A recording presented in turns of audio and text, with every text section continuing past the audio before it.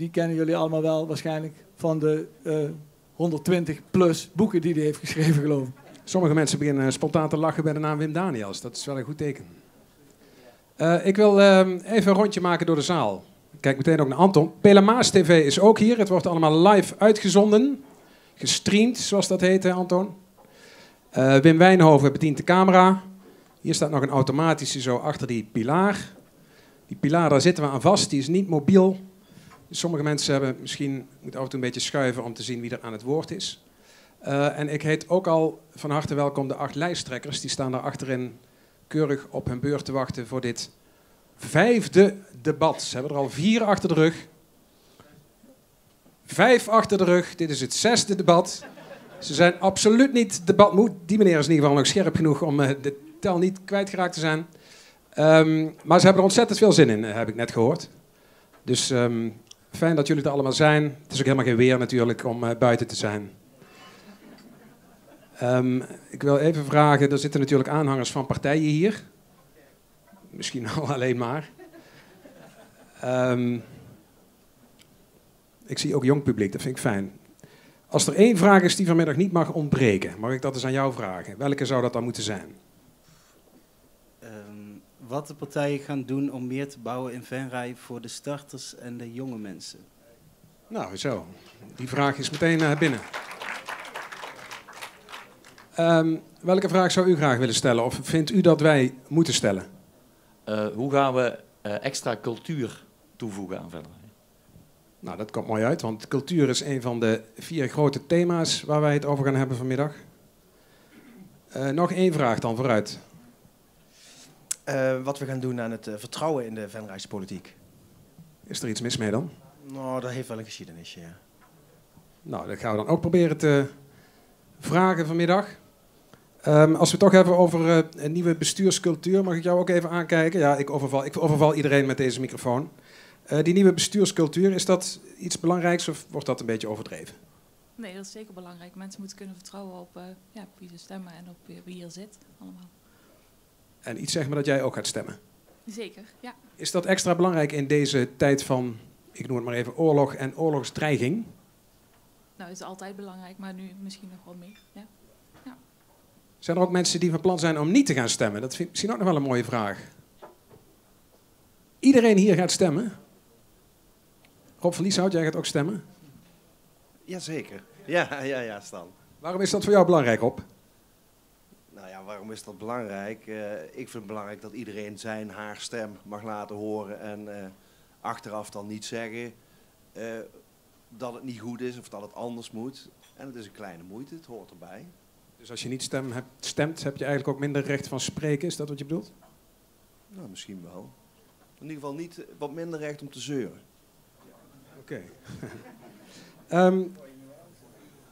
Ik ben ook nog even nieuwsgierig. Wat heeft u meegekregen van de verkiezingscampagne van de verschillende partijen? Nou, van Venray niet zo heel veel. Het is de eerste keer dat ik hier zit, dus ik hoop dat ik vandaag wat wijzer word. Waar was u wel dichterbij betrokken? Nou, bij de landelijke verkiezingen wel. Dus ik ben benieuwd wat de partijen hier laten zien. Dus, Bent u wel of niet inwoner van Venray? ik ben wat inwoner van Venray, ja. En u heeft niet al die posters gezien? Ja, tuurlijk wel. Maar ik heb me nog niet verdiept in ieders programma, dus... En daarom bent u hier. Nou, kijk, dat komt mooi uit, want dat is nou precies waar wij het vanmiddag over willen hebben. De programma's, de standpunten. We zijn een soort van stemwijzer, Bert, zeg ik dat goed? Ja, dat is ons hoger doel in ieder geval. Om de kiezers in het Venrayse een beetje te helpen met hun keuze aanstaande woensdag. Misschien hebben een aantal mensen dat al lang bepaald. En anderen die zijn nog aan het zweven. Ga je lokaal stemmen of stem je toch op een landelijke partij? Met alle voor- en nadelen die daar weer aan verbonden zijn. Dus we willen de kiezer in het Venrayse een beetje helpen. Want de opkomst van de gemeenteraadsverkiezingen die daalt eigenlijk al een aantal jaren. Hè. Bij elke verkiezingen komen er weer minder lokale mensen opdraven. Terwijl de gemeenten krijgen steeds meer taken op hun bordje. Dus er zit een beetje een rare paradox in. Maar goed, wellicht komen we daar straks nog op te spreken als we het over de bestuurlijke vernieuwing gaan hebben. Klopt. Misschien moeten we het even hebben over de andere stellingen en hoe dat in zijn werk gaat. Doe dat even snel. Ja. We hebben 4 grote thema's vanmiddag. Het eerste is vluchtelingen. Het tweede is het sociaal domein. Het derde is cultuur. En het vierde is de veestapel. Die worden besproken door de lijsttrekkers in eerste instantie 1 op 1. En nu hebben wij hier mensen die gaan helpen om te loten, want dat is wat we gaan doen. Dus ze mogen 1 op 1, wordt door loting bepaald. Bert heeft daar een hoge hoed bij zich. Ja. Gaan ze met elkaar in gesprek over dat grote thema. En dan mogen de andere lijsttrekkers, die mogen 2 maal een joker inzetten. Die gaan ze omhoog houden, die liggen hier ook. Ik zal ook even laten zien. Speciaal vervaardigd voor vanmiddag. En na 2 minuten mogen ze die joker inzetten en dan mogen ze ook meepraten over dat thema. Dit zijn de jokers. Dit zijn de jokers. Was die goed in beeld, Bert? Dat ging wel heel snel. Oh, sorry. Nog een keer. Doe maar iets van. Heeft iedereen hem goed gezien? Goed zo, de joker. Ja. Dus Nee, dat was niet ik. Dit, hè? Ja. Dus als een lijsttrekker die joker omhoog houdt, dan geeft hij aan, ik wil meepraten over dit thema. Maar wie gaan die thema's bespreken 1 op 1? Laten we beginnen met thema 1, dat zijn de vluchtelingen. Bert, jij zoekt iemand uit die 2 lijsttrekkers uit de hoge hoed gaat toveren. Ja, ik ga heel braaf en heel traditioneel naar de burgemeester toe. Voor het trekken van het eerste lot. De eerste deelnemer, ja. De notaris heeft ze verzegeld. Met een plakbandje. Met een plakbandje. En de eerste... Gewoon lostrekken. Nee, dat mag kapot. Gewoon huppakee. Zo ja. Ja. De SP. De SP gaat straks als eerste in gesprek over het thema vluchtelingen. Had jij onze muzikanten al voorgesteld? Zal ik dat ondertussen even doen? Nou ja, kan ik nu ook doen. Ja. Hier zitten ze. Dit is het trio D'Accord. Dat is ons bijna vaste huisorkest, huisband. En die gaan onze thema's ook muzikaal niet alleen verluchtigen, maar ook toelichten, denk ik. En daarom vraag ik nu aan Peter Verberne, een van de leden van D'Accord, om een tweede lotje te trekken. Peter, ga je gang. Verbreek het zegel maar. Wordt live uitgezonden dit. D66. D66 versus de SP voor het eerste onderwerp en dat is vluchtelingen. Kom er maar vast bij, Jan en Theo, want we hebben afgesproken dat we elkaar mogen tutoyeren. Jan Hendricks, dames en heren, en Theo Zegers, SP en D66. Willen jullie Dan ga ik even vanuit het... achterste stoelen plaatsnemen? En die microfoon die daar ligt, die is ook de hele middag voor jou. Wilt u ook een greep in de hoge hoed doen? Dit gaat over het thema sociaal domein. Ja, precies. Het CDA gaat... Ja, u mag hem ook houden voor het plakboek. Even kijken, wat hebben we hier nog? Ik ga een beetje ver achterin, heel achterin, hier achterin. Ja, mevrouw, wilt u een... Er valt niks mee te winnen, behalve... Eeuwige roem, zeggen we dan. Venray Lokaal. Dank u. Sociaal domein, Venray Lokaal en het CDA. En dan hebben wij als derde... Cultuur. En Ja, daarvoor... Ik vraag even of Anne en Harold naar voren willen komen. Oh ja. Dat zijn de lijsttrekkers van de partijen. Dankjewel. Ik denk dat de lijsttrekker van het CDA wel iets weet van het sociaal domein. Dan ben ik hier, kijk even in de jeugdhoek bijna. Hier zit alles onder de 20, geloof ik. Wil jij ook een lot trekken? Voor het derde grote thema van vandaag. En dat is cultuur. Jongen, die notaris heeft het met duct tape vastgemaakt. Partij van de Arbeid lees ik op jouw briefje. Ja. Ja, dan leg hem daar, meneer. Prima. Oké, even kijken. Ah, hier achter in de hoek. Vertel. Het gaat over cultuur zo direct. En GroenLinks. Mag gaan houden. Ja, Partij van de Arbeid en GroenLinks voor de derde stelling cultuur. En dan hebben we nog 2, ja, die hoeven we eigenlijk niet meer te trekken natuurlijk. Hè? Heel goed, Bert. Dat zijn samenwerking Venray en de VVD. Die gaan voor het 4e thema en dat is de Venrayse veestapel. Oké. Dus zij mogen ook naar voren komen. En wel op de 3e stoel PvdA GroenLinks en op de 4e VVD en samenwerking Venray.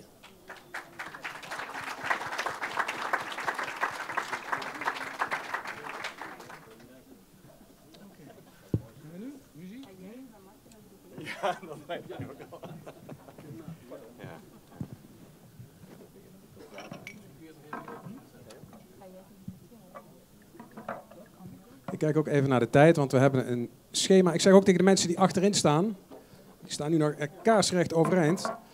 We hebben nog 1 uur en 3 kwartier te gaan en er zijn ook hiervoor nog stoelen vrij. Dus belangrijk moment, blijf je staan of kom je hier vooraan zitten. De keuze is aan u. En ondertussen gaan wij naar het eerste thema. Ik kijk ook even naar de jongens van de techniek.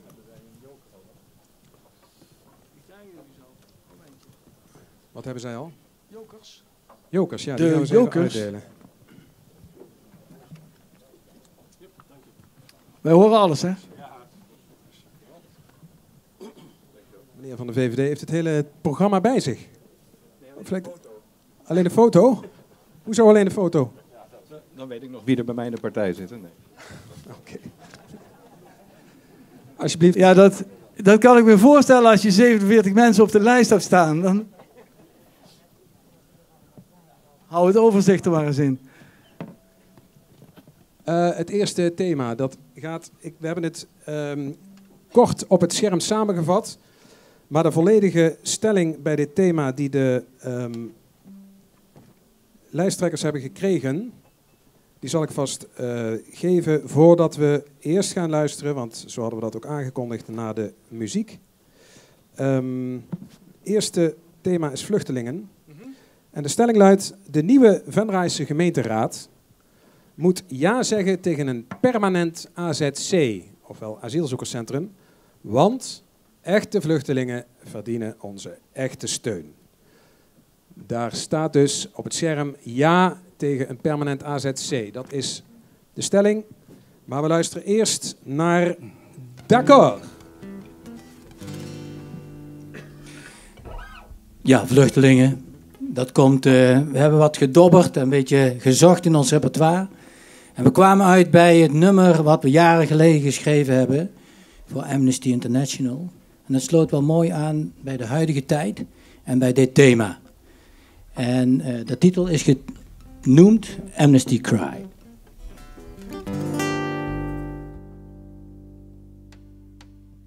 People write, people write, people write a letter for his freedom.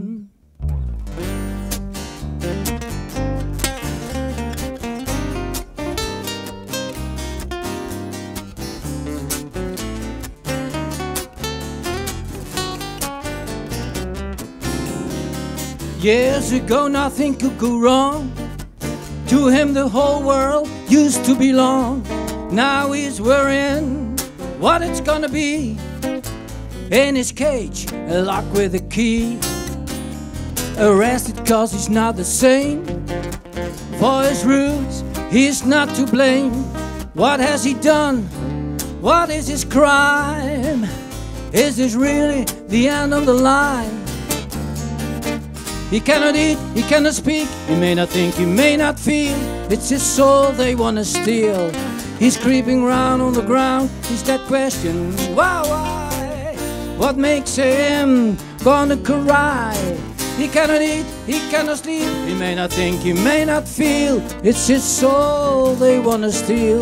He's creeping round on the ground, the question, why? What makes him gonna cry? People ride, people ride. People write a letter for his freedom. People write. People write. People write a letter for his freedom.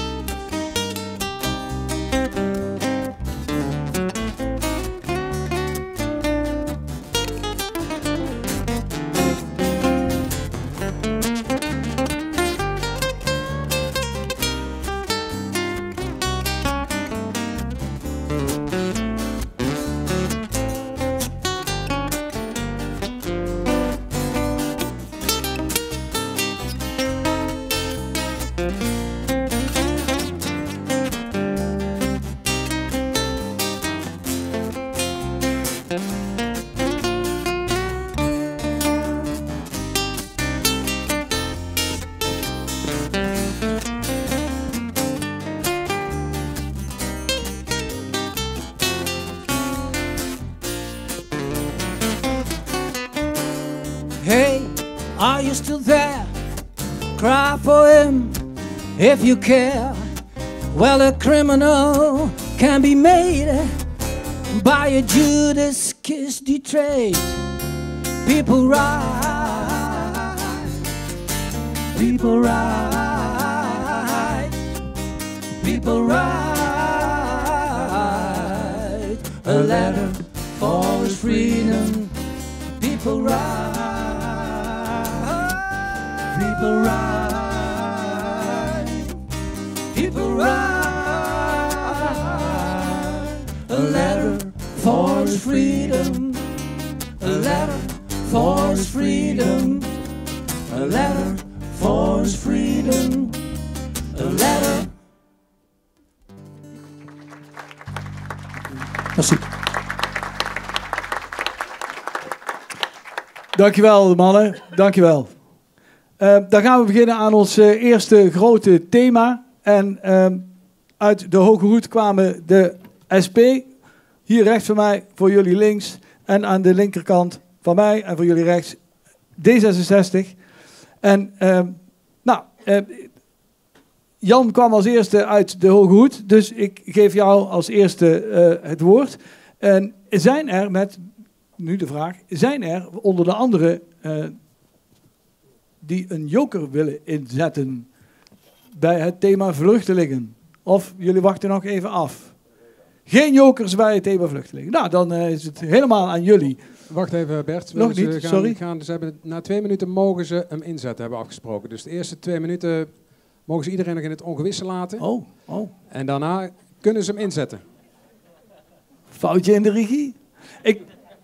Ik verkeerde in de veronderstelling dat ze wel mogen aankondigen, maar pas na 2 minuten mogen meepraten. Maar goed, dus hou hem nog even vast aan. Spannend. Goed. Jan, even serieus nu. De nieuwe gemeenteraad moet ja zeggen tegen permanent AZC, want echte vluchtelingen verdienen onze echte steun. Wat zeg jij op deze stelling? Hij doet het? Ja, hij doet het. Daar zeg ik in principe ja tegen. Menselijke waardigheid, gelijkwaardigheid van mensen en solidariteit, dat zijn de kernwaardes van de SP al jaren. En uit die kernwaardes kun je ook afleiden dat we daarom solidair moeten zijn met de vluchtelingen. En dan maakt het in principe niet uit welk oorlogsgebied ze komen. En ze zijn hier, wat mij betreft, allemaal van harte welkom. En een kleine mits bij deze stelling is ja tegen een permanent AZC. Daar zeggen we wel ja tegen, maar het moet niet te groot zijn. Wij pleiten er altijd voor, dat deden we ook bij de vorige AZC's, om meerdere kleinere AZC's te maken. En die AZC's moeten ook heel erg bewoonbaar zijn door die mensen. Er moeten voldoende activiteiten zijn en ze moeten zich daar thuis kunnen voelen. En in een groot centrum kan dat mijns inziens niet. En als ik even daarop mag doorvragen, aan welke aantallen heeft de SP dan in het hoofd? Ik vind de aantallen altijd heel erg moeilijk. Het gaat meer ook om de kwaliteit van het AZC. Hoe kun je op een menselijke, waardige basis een AZC maken? En dat kunnen er zijn waar 50 mensen zijn, kunnen er ook zijn waar 150 mensen zijn. Maar onze bovengrens ligt toch zeker wel bij de 350. Oké. 2 minuten zijn voorbij, Bert. Oh, Dus nu als al? men wil, mag men Oh inzetten. ja, dan mogen nu jokers worden ingezet. Maar ik ga ondertussen naar Theo. Sympathiek. Ja. Ja. Dus ja, nou, de stelling kunnen wij volmondig onderschrijven, ja. Want D66 heeft niet zoiets in haar logo staan. We laten niemand vallen. Wij zijn van mening dat in feite alle mensen die hulp nodig hebben, hulp moeten kunnen krijgen. En Jan beperkte zich tot het oorlogsgebied. Hij zal waarschijnlijk bedoelen alle vormen van onderdrukking. Daar zijn we het dan ook helemaal over eens. Uiteraard. Want, ja, dat snap ik. Want inderdaad, mensen die op een andere plek zodanig onderdrukt worden of op een andere manier niet kunnen leven, vinden wij dat die geholpen moeten worden, opgevangen moeten worden. En in het verleden hebben we dat in Venray ook gedaan en nu moet dat ook kunnen. Ik zeg altijd andersom, als de Brabanders ons aan gaan vallen en wij moeten naar Duitsland vluchten, dan moeten wij ook ergens onder kunnen duiken en geholpen worden. Dat hoort zo, dat is menselijk en D66 zal daarin zeker voorop gaan om dat te ondersteunen. Heb jij informatie die wij niet hebben, Theo? Ja, we zijn niet voor niets immers voor de boerenschans aan het bouwen. Dat is een verdedigingswerk om die tegen te Hij houden. zit weer dichter tegen de Brabantse grens, dus vandaar die angst, denk ik. Ja, oké. Gelukkig wordt dit niet uitgezonden op Omroep Brabant, want dan hadden we de pop aan het dansen. Maar even, jullie hebben als Ik zie gemeente... een joker, Bert. sorry, er is een joker. Oké. 2 jokers. Oké. Dan ga ik denk ik maar eerst jullie kort daar het woord over geven. Hè? Ja, nou... Harold. Ja. Ja, wij zijn in principe staan wij daar ook achter. Hè? Maar het is wel heel belangrijk dat we goed luisteren naar de bewoners. Hè? Want het is nogal wat als er zo'n hoeveelheid mensen plotseling in één keer bijkomen in Venray. Dus we moeten heel goed rekening houden met de angst die bij mensen kan spelen. Hè? Wat komt er dan op ons af en wat betekent dat allemaal voor ons? Dus ik denk dat het heel belangrijk is dat we goed communiceren en dat we de mensen daar dan ook in meenemen. En het onderbrengen van dat soort mensen, dat moet wel veilig zijn voor de inwoners en voor de asielzoekers en vluchtelingen zelf. Oké. We hebben nog... Martin had een joker ingezet ook? Ja, ik heb ook een joker ingezet. Ja, de titel van onze verkiezingscampagne is Samen kan het anders. Maar samen, dat geldt ook voor vluchtelingen. Dan moet je voorop komen, die mensen hebben hulp nodig. Het is wat Theo zegt, als wij moeten vluchten zijn we ook blij als we ergens opgevangen kunnen worden. Dat geldt ook voor vluchtelingen, daar moeten we open voor staan in Venray. Maar het is ook een mits. En voor ons is die mits dat de locatie bepaalt hoeveel mensen je er kwijt kunt. En dan is ook wel zo'n 300, 350 is wat ons betreft ook wel een bovengrens. We moeten wel heel veel aandacht hebben voor veiligheid en wat burgers daarvan vinden. We moeten kijken naar een goede dagbesteding. Je moet mensen wel wat laten doen, want van verveling komt ook ellende. Daar moet je wel allemaal rekening mee houden. Maar zeggen wij ja tegen AZC. Oké. Eensgezindheid tot nu toe. André namens GroenLinks. Ja, ik hoor wel wat mitsen en maren aan een eventueel AZC. En wat me dan wel opvalt is dat sommige partijen er wel wat kritisch tegenover staan. En dat die kritische noot niet geplaatst wordt als het gaat om arbeidsmigranten. De cafratoren is al een paar keer wat uitbundig bejubeld. En dat is natuurlijk hartstikke goed. Wat is dat? Moet u misschien even uitleggen? Jij, sorry. Ja, die cafratoren, dat is een tijdelijke... Of was dat nou ook een semi-permanente? Ja. Alsjeblieft, Jan. Dat is een tijdelijk gebouw waar arbeidsmigranten in gehuisvest zijn. En ik vind het wel een beetje kort door de bocht als je voor arbeidsmigranten en voor het oplossen van het tekort aan woningen voor jongeren, als je het daar wel voor in gaat zetten en dat het op het moment dat het over vluchtelingen gaat, dat die eigenlijk niet genoemd wordt.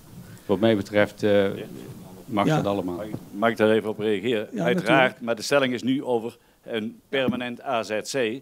En uiteraard geldt een goede huisvesting voor arbeidsmigranten voor hetzelfde. En ook daar geldt wat de SP betreft, die moet je niet massaal ergens op één plek huisvesten. Dat moet je zoveel mogelijk spreiden met goede huisvesting over heel de gemeente Venray. Laten we even, bedankt voor jouw bijdrage André, maar laten we even bij de vraag en de stelling blijven. Een permanent AZC. Ja, Bert, mag ik ook even reageren nog? Ja. Niet op dat kafferverhaal, maar Harald noemde net dat we goed moeten luisteren naar de mensen. Daar ben ik uiteraard helemaal voor. We goed moeten luisteren naar de mensen. Maar goed luisteren naar de mensen wil niet zeggen dat we gaan doen wat degenen die het hardst roepen van ons willen. Wij moeten daar een goede afweging in maken. Dan even over de aantallen, 350 die genoemd zijn. We krijgen nu al berichten, dat is nog niet vast, dat vanuit Oekraïne rond de 2000 mensen alleen in de regio, veiligheidsregio Noord-Limburg ondergebracht moeten worden. Dan komen wij in Venray echt niet weg met 350 plaatsingen. Dat zullen er zeker meer moeten zijn. Ja. Dus we moeten daar toch wel wat ruimer in denken, denk ik. Nee, het gaat niet over 350 als een limiet voor vluchtelingen. Nee, het gaat om 350 als een limiet voor een locatie. Daar gaat het om. En wat mij betreft, heb ik ook eerder gezegd, mogen er dus veel meer vluchtelingen. Oké. Heel even nog, want jullie hebben een besluit genomen over noodopvang, tijdelijke opvang, 6 maanden max, als ik het goed heb.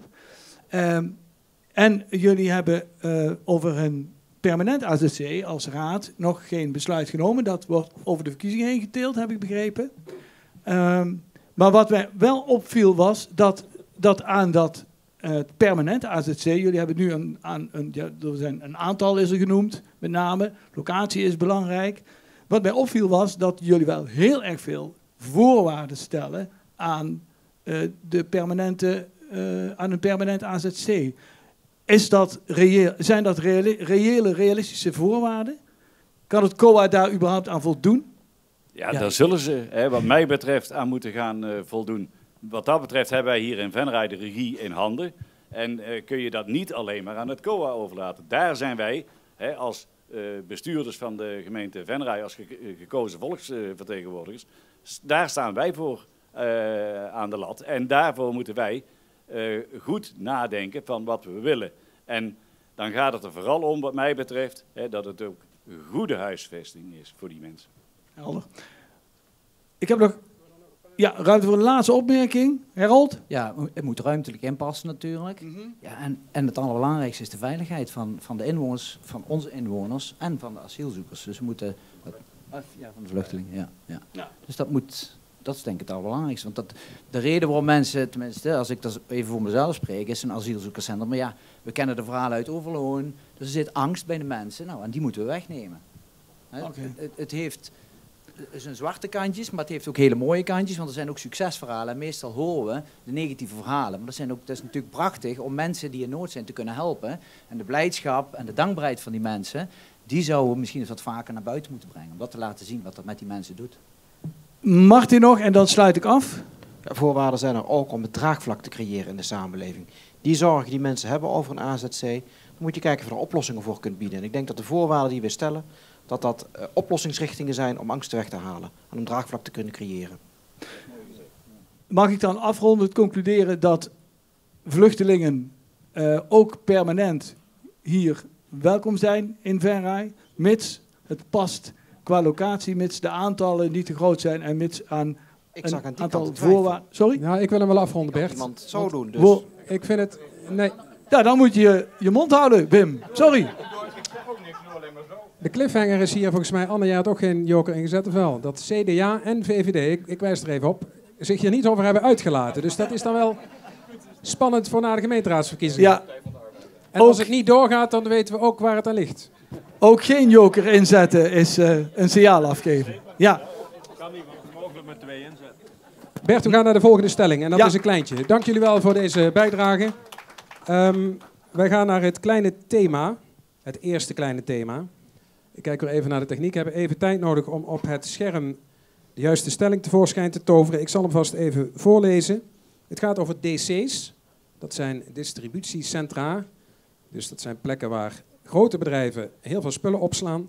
Ook DC's, wel dozen genoemd. Dozen genoemd. DC's leveren de Venray naar niks op. Stop de verdozing. Dat is de stelling. En ik kijk even naar de techniek, want we hebben ook een klok die bij zo'n klein thema hoort. Het idee is namelijk dat ze allemaal 30 seconden de tijd krijgen, ononderbroken, om hun mening uit te spreken over de stelling. Ja. En omdat gelijke monniken, gelijke kappen belangrijk is bij zo'n debat, wachten we even op de techniek tot die 30 seconden gaan lopen. Ik roep even ook naar Kevin, Daar volgens is hij. mij. Die Ze gaat lopen, al- ze lopen. Ja, nou, dan gaan we even vragen of hij terug gaat. Nou want moet dat hij kan terug, ook. ja. Ik weet dat Kevin dat kan. Zie je? Haha, daar gaat hij weer. Dus we gaan dan gewoon zo Bij rond. deze stelling gaan we zo rond, ja. Dus we beginnen met Dus Martin Martin Leenders, samenwerking Venray. En de stelling luidt: DC's, distributiecentra, leveren de Venray naar niks op. Stop de verdozing en je tijd gaat nu in. Het antwoord op de stelling is inderdaad ja. Stop de verdozing. Wil niet zeggen dat je nu af moet breken wat je hebt. Maar dat je bij toekomstige uitbreiding of toekomstige bouw wel moet zeggen, niet meer logistieke centra. Zet in op een andere sector. Kijk ook of je daar mensen voor naar Venray kunt halen, anders dan arbeidsmigranten. Want dat is ook een probleem vaak bij logistieke centra. Kom je ook nog met een probleem rondom arbeidsmigranten te zitten die hier komen werken. Dus het antwoord op onze stelling is niet meer inzetten op logistieke centra. Je hebt nog 7 seconden over, maar die mag je niet straks gebruiken. We gaan opnieuw naar 30 seconden toe en het woord is zo direct aan Henk Bisschops van de Partij van de Arbeid.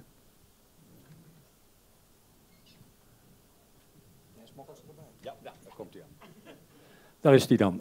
Nou, wij zijn het ook eens met die stellingen. We hebben dat natuurlijk dit jaar gezien toen we op de Spurkt het probleem hadden met dat daar eigenlijk weer grote dozen zouden kunnen verschijnen. We hadden ontwikkelruimte voor 30 hectare en die zouden zomaar ingevuld kunnen worden dat er een aantal grote dozen zouden komen. Nou, wij willen dat niet. We vragen ons überhaupt af of dat op één stuk terrein moet komen of dat je dat op verschillende industrieterreinen kunt onderbrengen.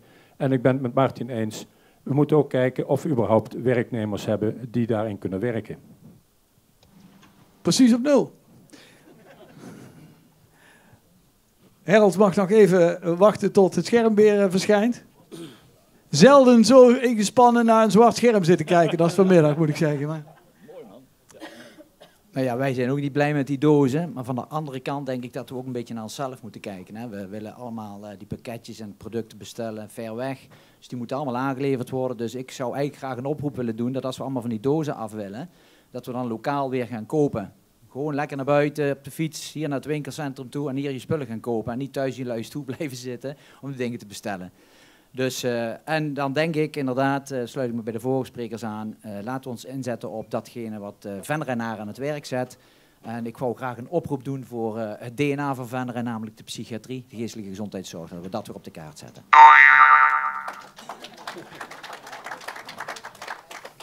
Dankjewel, Harold. Dat geluidje op het eind, dat is echt, dan moet het echt helemaal afgelopen zijn. Ja, een volmondig ja tegen de stelling. En wat de SP betreft, er zijn grenzen aan de groei. En even misschien op Harold reagerend. Ook de producten die in de Venrayse winkels liggen, die komen uit distributiecentra. Wat verder heel erg belangrijk is dat we geen werknemers meer hebben voor die distributiecentra. En waar we op moeten gaan inzetten, is om de mensen die in Venray nog geen werk hebben, onder andere ook statushouders, om die toe te gaan rusten met scholing, om te gaan werken in het Venrayse.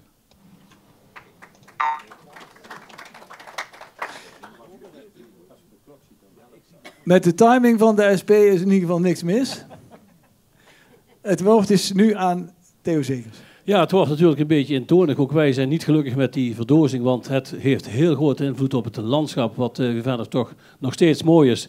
En daarnaast zuigt het inderdaad werknemers aan die we zelf eigenlijk niet hebben, maar waar we ook geen woningen voor hebben. Dus in die zin vinden wij het dubbel de verkeerde kant op gaan met die verdozing. Wel lokale industrie, die moet ruimte krijgen. Lokaal kopen kan ik me helemaal in vinden, maar die verdozing is echt iets wat terug moet en wat we niet moeten bevorderen. We willen het graag dus negatief beantwoorden en gewoon bij kleinschalig houden. Dankjewel. Theo? Ja, we hadden er al over in de voorbereiding. En jullie maken daar verder ook geen geheim van, dat jullie het over heel veel zaken prima eens zijn. De verdozing hoort daar tot nu toe in ieder geval wel bij. Maar we gaan nu horen wat het CDA en GroenLinks en de VVD daar nog van vinden. Dat kan Het niet meer. CDA zegt ja tegen mogelijkheid voor uitbreiding van onze eigen Venraayse bedrijven. Omdat iedere inwoner van Venray de mogelijkheid moet hebben om ook hier in de nabije omgeving zijn centjes te verdienen en brood op de plank te krijgen. Het CDA zegt alleen nee tegen hele grote nieuwe distributiecentra. Simpelweg, dat is net al gezegd, omdat daar geen plek meer voor is. En omdat het gewoon niet meer hier thuis hoort, maar op andere grote plekken. Denk aan bij Venlo, et cetera. Maar we zijn wel trots op onze logistieke hotspot, net als onze andere sectoren. Ja. Wij hadden afgesproken dat we hier geen commentaar op zouden geven, dus dat gaan we ook niet doen. Oh, hij loopt al, snel. Van al die distributiecentra, er is waarschijnlijk maar 1 Venraynaar echt wijzer van geworden. En die stond al in de quote 500. In die distributiecentra, daar werken voornamelijk arbeidsmigranten. Vaak voor de laagst mogelijke salarissen. En daarnaast levert die logistiek ook nog eens een keer een heleboel extra vrachtverkeer op. Dat we niet mogen onderschatten. En als ze nou allemaal vol lagen met zonnepanelen, dan hadden we er nog iets aan. Maar dat is helaas ook niet het geval. Duidelijk.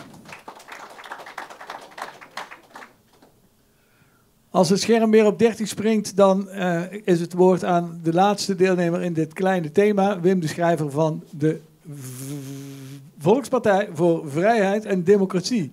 Wordt zelden nog volledig genoemd, volgens mij, maar goed. Ja, dat heb ik al zo lang niet meer gezegd. Een aantal Venrayse ondernemers die groeien uit een jasje en die zijn op zoek naar nieuwe ruimte om hun bedrijf uit te breiden. En die willen wij graag ontwikkelen. Daar mag geen ruimte komen meer voor grote logistieke dozen. Maar in principe moeten die kavels zo klein zijn dat je dat netjes en mooi en natuurinclusief kan inpassen. Met banen voor de Venrayse inwoners. Kennis- en maakindustrie. Dus wij zeggen ook nee, maar wij denken dat er wel nieuw ontwikkeld moet worden.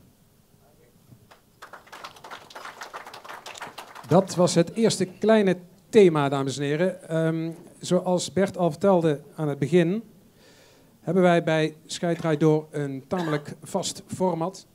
Dus vandaar dat wij ook deze keer weer D'accord hebben uitgenodigd voor de muziek. Maar we hebben ook onze 2 vaste columnisten.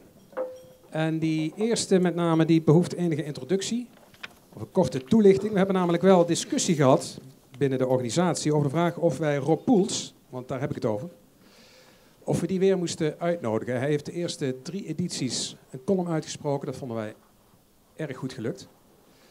En dat is ook de reden dat hij er nu weer staat. Er is wel iets veranderd in het leven van Rob Poels. Hij is inmiddels namelijk openlijk lid van het CDA. En vandaar dat die discussie losbarstte binnen onze organisatie. Ja, kan dat dan wel? Moeten we dan ook vasthouden aan ons format? Ondanks het feit dat hij politiek actief is. Wordt dat niet een beetje raar? We hebben besloten om Rob toch gewoon uit te nodigen. Er was ook nog de discussie, moet je hem dan vertellen dat hij het niet over politiek mag hebben? Dat is geen goed idee, een columnist uitnodigen en dan zeggen dat hij het over bepaalde dingen niet mag hebben, dan moet je hem gewoon niet uitnodigen. Dus hij komt hier toch weer. We zijn ontzettend benieuwd, want we hebben hem dus ook geen restricties opgelegd, hoe hij zich hieruit gaat redden. Rob, waar ben je? Ja, je mag wel naar voren komen, dat mag nog wel. Je komt ook in beeld. Hier, dames en heren, is Rob Poels.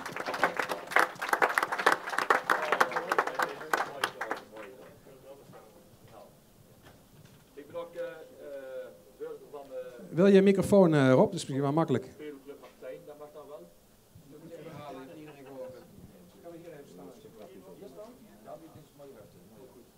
Nou, ja, fijn dat ik het zonnetje schijnt. Oh, sorry, het zonnetje schijnt, mensen.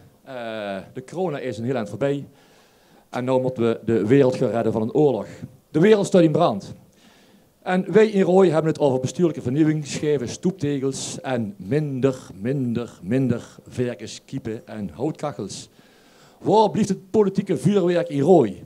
Waarom hebben wij geen Forum voor Democratie, DENK, PVV of in ieder geval één lokale lookalike van Sylvana Simons? We hebben zelfs nog niet één geval van grensoverschrijdend gedrag. Kom op, lokale perspelenmaas. Word eens wakker. Er zal toch wel ooit eens 1 keer een dansend Marietje onzedelijk zien toegesproken binnen de Pielhaas. Kom op. Zoek dit uit, Pelemaas. Kom met headliners, kom met illegaal opgenomen filmpjes. De mensen hier ooit staan klaar met pek en veren en hebben het volste recht om hun eigen lille kleine Marco Borsato of Mark Overmars op Omroep Rooi, Facebook, TikTok publiekelijk met de grond geliekt te maken. Rooi hukt niet aan bij de rest van deze aardnood, mensen. Dus we worden binnenkort niet meer serieus genomen. De enige wietmeulens die we hier kunnen zien staan in fucking Duitsland. En wordt er een aangevraagd, dan staan er 8 werkgroepen met Don Quixotes in spe met hun wetboek en vogelspotters encyclopedie te wapperen. Schilder het gemeentehuis nou toch gewoon in de regenboogkleuren, elke dag internationale vrouwendag. Een voedselbos achter elk huis, maar dan zonder die vervelende bledjes. Koop alleen van onze lokale boeren kiwis, mango's en ananas in hun veganistische boerderijwinkels. Het enige stikstofprobleem dat we hebben is bij de boerenbond, waar de kunstmest bijna in prijs is verdubbeld. Wij struikelen hier nog over het woord participatie, we hebben slechts 2 coffeeshops en we hebben potverdikke we nog een plofkraak gehad, omdat die criminelen denken dat er nog guldens uit die automatisch rollen. Ik heb zelfs rond 5 december nog een echte zwarte pizzie rondlopen zonder mondkapje. Waar is onze roze Sylvana als je ze echt nodig hebt? Waar was Baudet toen ik mijn eerste coronavaccinatie kreeg? En waar was Wilders toen de eerste asielzoekers deze kant op dreigden te komen? Rooi, word wakker. Wat hebben we hier in godsnaam allemaal rondlopen in onze politiek? Ja, nou wordt het leuk voor Robbie. We hebben een dyslectische schrijver. Hè? Schrijver met Griekse ei en VVD met DT. Een Thiele uit Venray. Een Thiele uit Venray, denk ik, friet of vis verkupt van de namens de CDA. Een Martin, die nog geen eens door Martin durft te roepen in de goesting. Hè? Van samenwerking Venray. Een Bisschops, dan wel geleufd, maar dan zonder gebed van het PvdA. Een Jan Hendricks, die in coronatijd het woord SP niet kon zeggen zonder iemand te besmetten. Een Theo Zegers met de looks van Frans Timmermans en met de groene vingers van Paulus de Bosgebouwers, van D66 en van GroenLinks. André van Maarschalkerwaard en met zo'n achternaam zo de baron in Bassi en Adriaan hij kunnen spelen. En last but not least Harold Stevens van Venray Oraal, van Venray Lokaal, van Venray Lokaal. Moeten we hier de oorlog met winnen, mensen? Beste scheid aan de grensliefhebbers en liefhebberinnetjes. Mijn antwoord hierop is volmondig ja. Ik heb mij de afgelopen tijd wat verdiept in de wereldse politiek en heb mij met deze mensen mogen praten en ik mocht er naar luisteren. En ik zal u eens wat vertellen. Ze zien net als ons. Het zien gewoon mensen. Ja, eerlijk waar. Want ze willen allemaal hetzelfde. Een mooi rooi, maar ieder op een eigen manier. Laat deze lijsttrekkers met hun companen straks hun werk doen en iedereen besmetten met het Rooise virus. Let's make Roy great again. Laten we trots zien op ons dorpjes en die grote boze wereld buiten ons grenzen halen. En laten we ons vooral lekker druk maken op dat scheve stoeptegel. En was het hier en als we het hier op orde hebben, en we zien al bij SVR mensen, vergeet dat niet, dan gaan deze lijsttrekkers middels grensoverschrijdend gedrag de provincie in, het land in, Europa in, de wereld in. Venray, dat kleine Gallische dorpje dat dapper weerstand bood, gaat de wereld verbeteren. Rooi, mijn dorp in de piel, verdrinkt het Wilhelmus en wordt straks wereldwijd in elke uithoek gezongen. Dus mensen, ik roep jullie op, God stemmen, maak het verschil in Venray en stem voor grensoverschrijdend gedrag. Scheid aan de grens. En stuur een dikpik of voosdoos naar Poetin, maar teken er wel een paar bijtjes op. Dankjewel.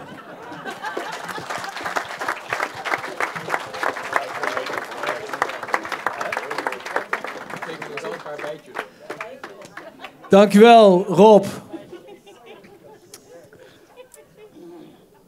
Ja, u ziet het al, het is tijd voor muziek. De mannen van D'accord staan klaar en direct na hun tweede nummer, wat ook weer een eigen bewerking is, Peter, klopt dat? Ja. Ja. Na het tweede nummer van D'accord, dan gaan we meteen verder met ons tweede grote thema. En dat is het sociaal domein. Maar nu eerst D'accord. Ja, dat mag, dat mag, dat mag.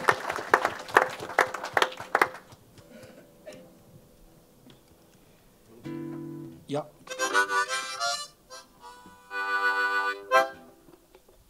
Ik had ook op de middenpagina van de Pelemaas gezocht naar het thema gezondheidszorg. Dan moest ik wel ver kijken. Ik vond het niet ergens, maar ik werd er wel op gewezen. Het stond wel ergens, maar ik miste het. Zeker ik, omdat ik al meer dan 40 jaar in de gezondheidszorg werk. En vanwege alle saneringen, zeker de jeugdgezondheidszorg, behoorlijk en zwaar aan toe is. En daarom komen wij op dit nummer. Ja.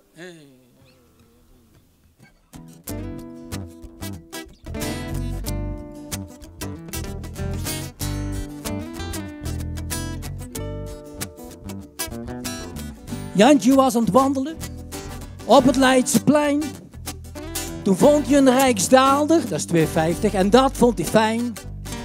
Hij kocht er zoute pinda's voor, sigaretten en drop.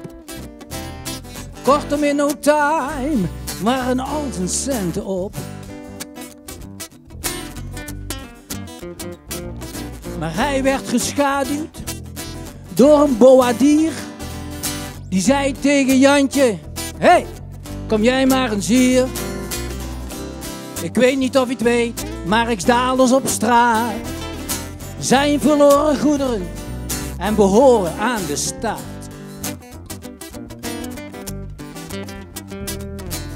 De rechter zei: Jantje, weet jij wel wat je bent? Dat noemen wij juridisch jeugddelinquent. Een schande voor je ouders, je toekomst naar de maan. En als je later groter bent, krijg je nooit een goede baan.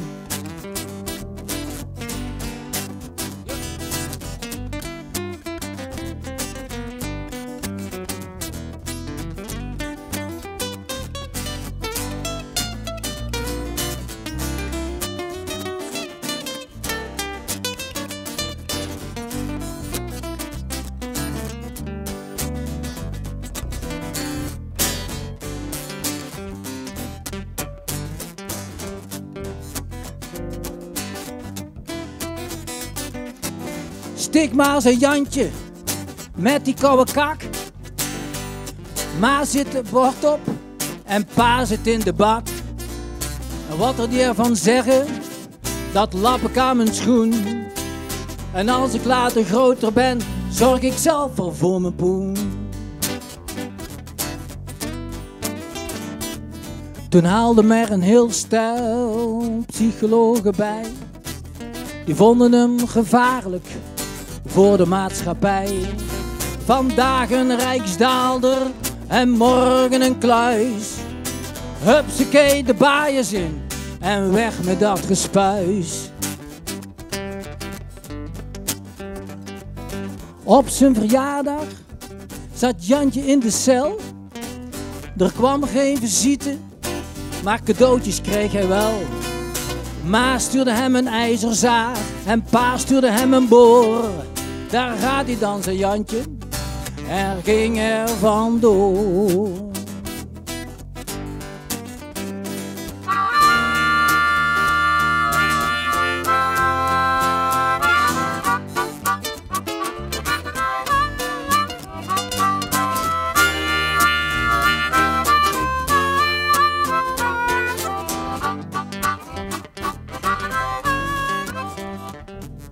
Buiten de baaiers zag hij een auto staan.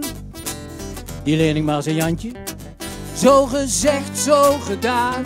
Maar in een scherpe bocht kreeg die kar een lekke band. Sloeg 7 maal over de kop en vloog in de brand. Hiermee eindigt het verhaal van onze held. Een blues voor Jantje zongen de vogels in het veld. Jezus zei de dominee, sta zijn zieltje bij. Maar Jantje had er maling aan, want Jantje was vrij. Jantje was vrij. Jantje was vrij.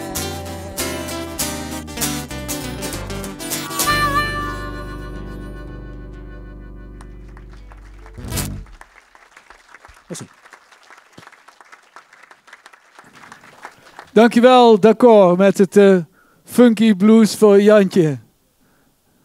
Wat een moraal van dit verhaal. Nou, mooie opmaat voor ons tweede grote thema, het sociaal domein, wat Stan gaat inleiden. Wij hebben de volgende stellingen bedacht voor dit belangrijke thema, want het sociaal domein, daar gaat ontzettend veel geld om. Met name als het gaat over de WMO, de Wet Maatschappelijke Ondersteuning. Zoals jullie weten is een aantal wetten in 2015, zoals het heet, gedecentraliseerd. De WMO was er daar één van. Dat geldt ook voor de jeugdzorg, participatiewet.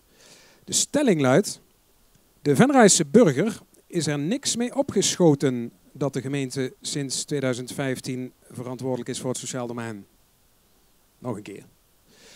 De Venraayse burger is er niets mee opgeschoten dat de gemeente sinds 2015 verantwoordelijk is voor het sociaal domein. De loting heeft bepaald dat Anne van het CDA het opneemt tegen Harold van Venray Lokaal. Dames eerst, zeg ik dan Harold, met jouw welnemen. En dan gaan we naar de oud-wethouder sociaal domein, Anne Thiele. Wat vind jij van deze stelling? Ik ben het met deze stelling oneens. Echt waar? Ja, maar er zit wel een maar aan, hoor. Ja, vertel. Zeker, absoluut. Allereerst denk ik dat het goed is geweest dat de gemeente wat zorgtaken erbij heeft gekregen. En waarom zeg ik dat? Omdat je graag zorg zo nabij mogelijk wil regelen. Nabij onze inwoner, waarbij je ook echt maatwerk, waarbij je ook echt met die inwoner kan kijken wat is nu het beste voor jou. En wat past het beste bij jou. En daar heb ik in ieder geval in gezien dat de gemeente daar in de afgelopen jaren heel veel tijd en ook heel veel energie in heeft geïnvesteerd om dat zo goed mogelijk neer te zetten. Wat je ook hebt gezien is dat daardoor ook in de omgeving van onze inwoners veel dingen zijn gerealiseerd waarbij ze terecht kunnen. Denk aan Ik Begin, een inloophuis, denk aan Logeerhuis de Kapstok. Het zijn allemaal lokale initiatieven waarbij nabijheid van zorg in ieder geval geregeld is. Wat we alleen wel zien, en daar moeten we ook eerlijk in zijn, is dat met de komst van de zorgtaken er veel geld mee gemoeid is, maar ook heel veel tekorten. En die tekorten zorgen wel voor een hele grote druk op onze gemeentebegroting. En dat zorgt ook voor een discussie. En discussies ook lokaal, die je gaat krijgen over waar gaan we het nou wel en niet, welke keuzes maken we, waar gaan we nou wel en niet iets van afromen, hè, wat minder geld insteken en waar gaan we het wel doen. En dat vergt wel ruggengraat en een lange adem. En daar moeten we met z'n allen ook eerlijk in zijn. En de opgaven zijn groot en die blijven groot, want ook onze inwoners in Venray vergrijzen en er wordt alleen nog maar in de toekomst alleen maar meer. Dus de opgaven worden ook nog groter. Ja. Harold, reactie? Ja, niks mee opschoten vind ik ook erg kort door de bocht. Dat zijn 4 jokers tegelijk, ja, ga door. Ja, dus in 2015, ja, de regering had denk ik zoiets van, nou, we kunnen het inderdaad dus dichter bij de burgers brengen. De gemeente weet waar de probleemgebieden zitten. Dus laten we het maar aan de gemeentes over. Ik kan er wel bij inkomen, maar ze hadden ook gedacht van, nou, daar gaan we dus ook geld op besparen. Nou, dat blijkt dus absoluut niet het geval. De gemeentes die moesten heel hard werken om de kennis en de know-how op peil te brengen. Dus ja, niks opgeschoten, dat wil ik niet zeggen. We hebben veel geleerd de afgelopen 5 jaar. Maar wat ons betreft is er nog een hele hoop te verbeteren. En met name ook in de samenwerking. En, dat is mijn stokpaardje natuurlijk, ik denk dat we ook heel veel geld kunnen uitsparen met preventie. En dat ik wel zie dat er heel veel pleisters wordt geplakt. Preventie betekent voorkomen dat mensen een beroep moeten doen op WMO-ondersteuning bijvoorbeeld. Ja, je zou kunnen denken aan financiële opvoeding. Hè? Dus als je het hebt over schuldhulpverlening, als je ziet dat sommige jongeren eigenlijk amper nog weten hoe ze met geld om moeten gaan. Dus dat ze dat op school gaan leren hoe je omgaat met geld. Ja. Hoe vraag ik duo aan en dat soort zaken. Als ik zie mijn kinderen, ja. Wat die worstelen zeg maar, in het oerwoud van regels, zeg maar, ja. dan zou die, ja, daar is heel veel, denk ik, te halen. En dat geldt ook voor jeugdzorg. Wim de Schrijver, VVD. Ja, heeft een joker ingezet. Jazeker, want dat je in het sociaal domein, dat gaat over doen wat nodig is voor de mensen die het nodig hebben. Daar zijn we het hier alle 8 over eens. Maar laten we een tegenstelling voor het debat opzoeken, die zit er echt. Want ik hoor net Anne Thiele al zeggen, die zet een druk op het begroting, het sociaal domein. Eigenlijk is dat niet zo. Wij krijgen gewoon een budget van de Rijksoverheid voor het sociaal domein. En het zou heel gek zijn als we dat geld niet op een juiste manier uit zouden geven, dat het dan uiteindelijk ten koste gaat van andere dingen die ook belangrijk zijn in onze gemeente. Denk aan natuur, denk aan veiligheid, denk aan andere zorgtaken die we hebben. We moeten dus wel voor zorgen dat we ermee doen wat nodig is, efficiënt, en dat het op de goede plekken terechtkomt. Maar we weten wat ons budget is. En hier denkt iedereen dat je geld op straat vindt. Ja, in Rijksdaalder hoor ik. Anne mag even reageren voordat we naar de andere jokers gaan. Ja, dankjewel. Heel kort. Nou, ik ben het helemaal wel eens met Wim. Alleen ik had gehoopt dat hij had gekeken naar de gemeentebegroting. Want dat had hij ook gezien. Ook naar aanleiding van onze discussie vorige week bij het FNV-debat. Dat we het op dit moment gewoon niet redden met de centen die we van de Rijksoverheid krijgen. En dan is het gemakkelijk om te zeggen, we moeten doen met de middelen die we hebben. En iedereen moet kunnen meedoen. Maar dan vraag ik me wel af, meneer de schrijver, hoe gaat u dat dan doen? Want op dit moment, in de toekomst, zou het kunnen oplopen tot een aantal miljoenen. Heel kort antwoord. We hebben een voorstel voor een besparing van 1,7 miljoen gehad van onze wethouder 2 jaar geleden. Alle partijen, inclusief het CDA, waren tegen die besparingsvoorstellen. Alleen de VVD heeft de wethouder toen gesteund, die ook van het CDA-huis was. Martien, jij wil reageren. Ja, ik wil zeker reageren. Niet alle geld overigens voor het sociaal domein krijgen wij zomaar vanuit de Rijksoverheid. Kunnen we wel degelijk keuzes nog in maken in vrij besteedbare Hogere middelen. belasting. Het was overigens ook niet vrijwillig, hè, want we kregen het sociaal domein maar althans die decentralisatie in onze schoot geworpen. Het was, laten we gewoon ook eerlijk zijn, daarin een bezuinigingsslag vanuit de gemeente. Maar ik wil het even hebben over keuzes binnen het sociaal domein, want er kunnen we nog wel een paar maken als het gaat over bijvoorbeeld armoedebeleid. Dus we zien dat er nog steeds ook in Venray kinderen zonder ontbijt naar school moeten. Dat er kinderen niet mee kunnen doen in de samenleving, omdat ze simpelweg het geld niet hebben om een cadeautje te kopen voor een verjaardag. Dat ze de schoolspullen niet aan kunnen schaffen. Dan zegt Samenwerking Venray, de organisaties die zich daarmee bezighouden, die moeten we blijven ondersteunen. We moeten ook kijken of we de armoede, al die mensen die in aanmerking komen voor regeling, of we dat kunnen optrekken naar 130% van het minimumbeleid. Er komt steeds meer armoede. Dan heb ik nog niet eens over de energiearmoede, die nu ook weer zo'n groot budget van gezinnen wegvraagt, dat we steeds meer mensen door die grens zien zakken. Volgens mij bij het gras voor de voeten van Henk Bisschops aan het wegmaaien, of lijkt dat maar zo? Ja, maar dat lag aan jou, want je gaf mij eerder het woord. Kijkt u op mijn blaadje, maar waar het om gaat uiteindelijk... waar het om gaat uiteindelijk is dat het idee erachter om het naar de gemeente te brengen, dat was goed. Dat is op zich niks mis mee. Het enige wat daar dan fout in is, dat ze vanuit het Rijk zeiden, ja, maar dan kunnen jullie het wel goedkoper. En dat is natuurlijk niet zo. Dat is helemaal niet zo. Sterker nog, soms moet je eerst investeren voordat je daar wat uit kunt halen.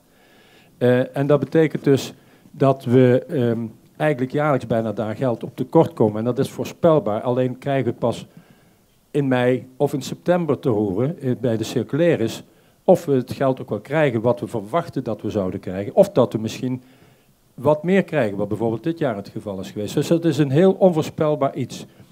Wat wij in ieder geval als Partij van de Arbeid vinden, is dat we niemand in de kou mogen laten staan. En dat klinkt heel makkelijk, maar er zijn mensen die hebben hulp nodig. En die hulp die moeten we geven. En als we dan binnen de begroting ergens plek moeten zoeken waar we dan kunnen besparen, dan moet dat niet op het sociaal domein zijn, maar dan moet het dan maar ergens anders zijn. SP, Jan Hendricks. Ja, het gras voor de voeten weggemaaid inderdaad door Martin en door Henk.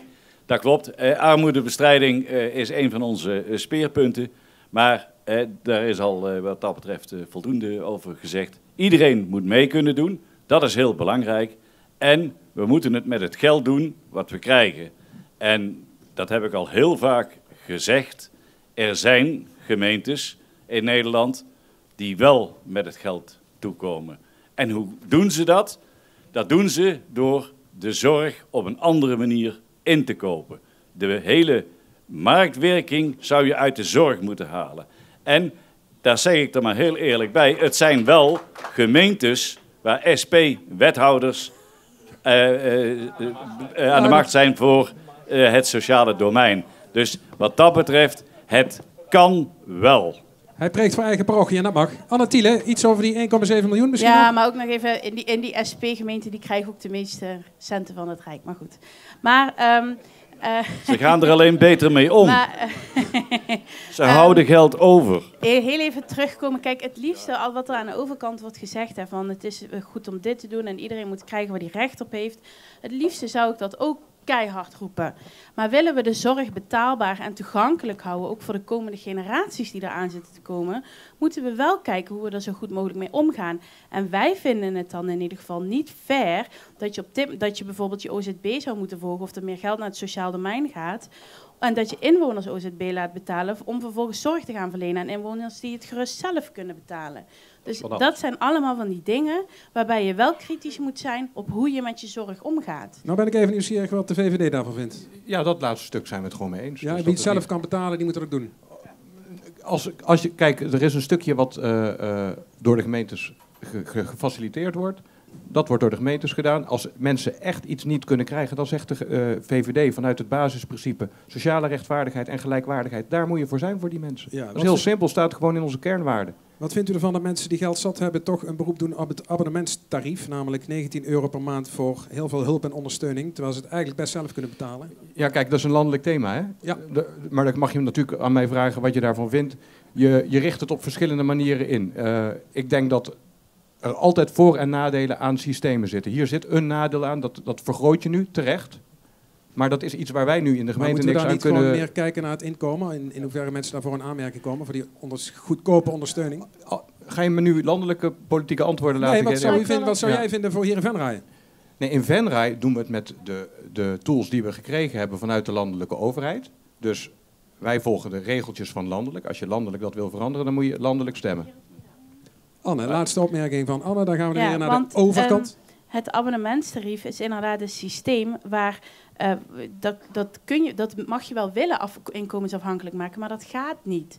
Dat mag niet, volgens de wet gewoon die dat zegt. En hier vind ik nou juist zo'n punt waarbij ik in ieder geval de afgelopen jaren wel heb gemerkt dat het toch fijn is om lid te zijn van een landelijke partij. Want hierbij hebben we ook meermaals, ook landelijk aangekaart, dit moet echt anders, dit abonnement. Er zijn heel weinig mensen blij mee, dat klopt. 1 zin per persoon nog. Martin.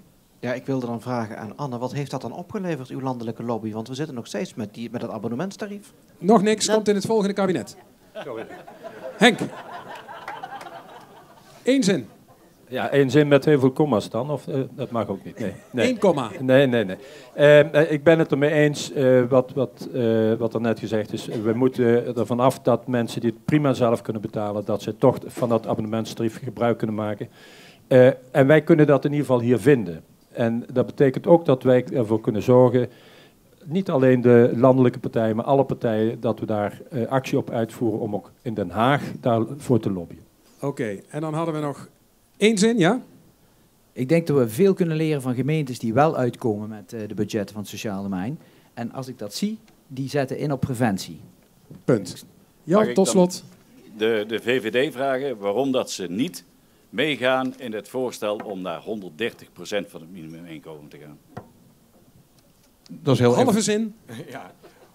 Kijk, je moet hier niet iets gaan doen. Er moet een prikkel blijven om... Je laat de mensen dus in de kou Nee, staan. helemaal niet. Als het nodig is... Je moet de mensen de prikkel geven om, ja? Er zijn gewoon landelijke richtlijnen voor gemaakt. Hè, ik kom even niet goed uit mijn zin. Mag ik die invullen, 1 zin? Omdat het verschil tussen werken en niet werken mensen moeten merken. Maar dat merken ze nou al heel erg, want ze verrekken af en toe van de armoede. En dat is ook niet de bedoeling. Dat was het thema sociaal domein. je kinderen zonder boterham naar school. En wij gaan door naar het volgende liedje van D'accord. Nadat we eerst nog een klein thema hebben behandeld. En ik noem het klein, maar het is ook iets wat luidruchtig. Ik wacht even op de dia, dan snapt u wat ik bedoel. Het gaat over vliegveld De Peel. Er is al enkele jaren inmiddels sprake van dat daar F-35's gestationeerd gaan worden. Vroeger bekend als de JSF, de Joint Strike Fighter. En de stelling is als volgt. Kijk even of Kevin ook zover is. Ja tegen F-35's op de Peel. Want in tijden van oorlogsdreiging moet onze veiligheid het zwaarst wegen. Dat is de stelling. Iedereen krijgt weer 30 seconden. En we gaan nu... En we gaan weer even... Ja, ik zit al op 27, 26. Dat is niet helemaal eerlijk. Maar iedereen weet dat we hier als gemeenteraad niet over gaan. Maar ik vind wel dat we kunnen gaan voor het eerlijke verhaal. Ik vond het echt tenenkrommend bij een voorlichtingsavond van Defensie. Toen ik hoorde dat de veldleeuwerik beter gedijt bij de start- en landingsbanen van F-35. Dat is natuurlijk niet hoe je een voorlichtingsavond in elkaar moet zetten. Wij kunnen er wel samen voor zorgen dat we als inwoners in onze kracht staan, dat we het proces eerlijk doorlopen en dat iedereen de mogelijkheden krijgt die hij verdient in Venray. Als hij loopt, ben jij aan de beurt, André. Moeten tegenwoordig Ja. Nou, GroenLinks is natuurlijk nooit een voorstander geweest van die F-35. Want het is gewoon een ontzettend dure herrieschopper. 3 militaire vliegbases bij elkaar hier in de regio, dat is natuurlijk al onzinnig. Dus nee, wij zeggen nee tegen die F-35 op de pil. Onze veiligheid die kunnen wij ook helemaal niet garanderen zonder samenwerking in Europees of NAVO-verband. En samen kun je wel een vuist maken, maar als we dat alleen als Nederland doen, is dat alleen maar een wijzend vingertje.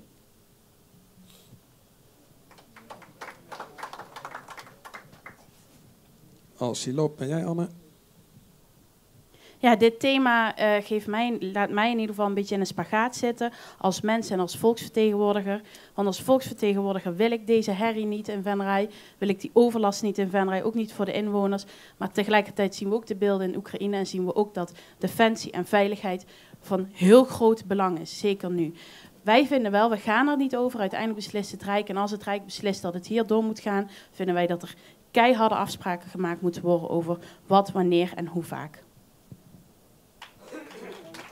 Dankjewel. D66, Theo Zegers. Gaat vlot bij het scherm nu. Het is vrij eenvoudig natuurlijk om nou in de motie van de situatie Oekraïne te zeggen, we moeten die F-35 wel toelaten. We hopen natuurlijk met z'n allen dat het daar op korte termijn voorbij is en de ellende echt achter de rug en dat die mensen goed gaat.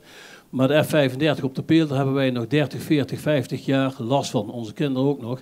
Daarom zijn wij van mening dat die overlast die dat op gaat leveren niet hier moet zijn. En er moet aan gewerkt worden om tegen te houden. Wij als gemeente hebben er inderdaad niet veel over te zeggen. Maar we kunnen onze burgers wel goed voorlichten wat het gaat betekenen, zodat zij daar een mening over hebben en daar een oordeel kunnen vormen en daar eventueel tegen in het geweer gaan. Jan Hendricks, SP, daar ga je. Uiteraard was ook de SP tegen überhaupt de aankoop van de F-35's. En wij zijn uiteraard ook fel tegen de stationering hier op de peel.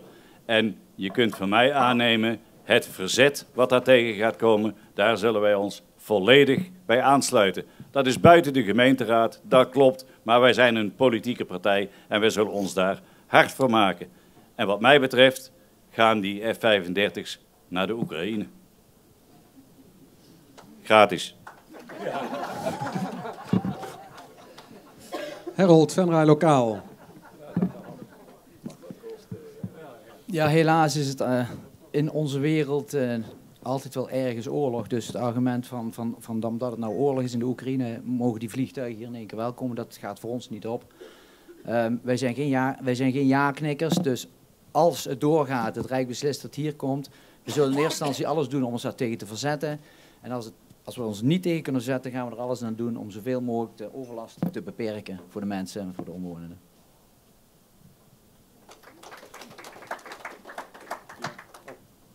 Henk, PvdA. Ja.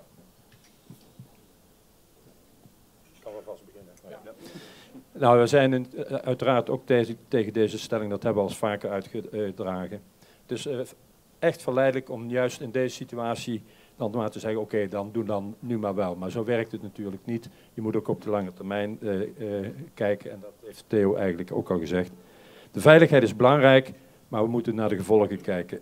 Reactivering zal zorgen voor geluidsoverlast, uitstoot van schadelijke stoffen die ten koste gaan van de gezondheid van de burgers. En het zal ook nog veel gevolgen hebben voor de flora en fauna. En tot slot Martin Leenders, Samenwerking Venray. Ja, op dit thema ook vanuit Samenwerking Venray geen ander geluid. Ook wij vinden niet dat de peel gereactiveerd moet worden. Geen F-35 op de peel. Maar het is wel nou een prachtig voorbeeld, denk ik, voor een nieuwe bestuurscultuur. Hier zie je dat partijen eensgezind met elkaar optrekken. Als we samen een vuist proberen te maken richting de beslisnemers. En dat moeten we ook blijven doen. We moeten ons op dit thema niet uit elkaar laten spelen. Ook hier geldt wat ons betreft, samen kan het anders. In 20 seconden, dat is het record tot nu toe. Zo meteen, of wil jij het aankondigen, Bert? Ga je gang staan. Ja, vooruit. Bert gaat zo meteen het thema cultuur behandelen met de 8 lijsttrekkers. Althans, degenen die daaraan mee willen doen, dat zijn in ieder geval de PvdA en GroenLinks. Maar daarvoor luisteren we eerst nog een keer het derde nummer van D'accord.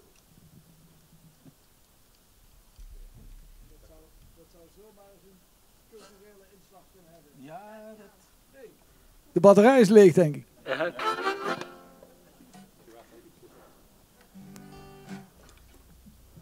Ja, cultuur, dat treft ons zeker. We zijn dan... Wij begeven ons meer in het alternatieve circuit. Buiten het zangkoor en de carnaval en het mannenkoor. Maar vooral de bie, daar horen we de laatste tijd helemaal niks meer van. En dat zou ik een beetje onze cri de cœur van dat we daar eens wat meer weer in gaan investeren. Kijk, oké, daar. De cultuur dat wordt ook wel eens verwacht met de horeca. Nou, ik zat wel eens in een café. En daar kwam het volgende liedje tot stand. En daar had je een mooie combinatie.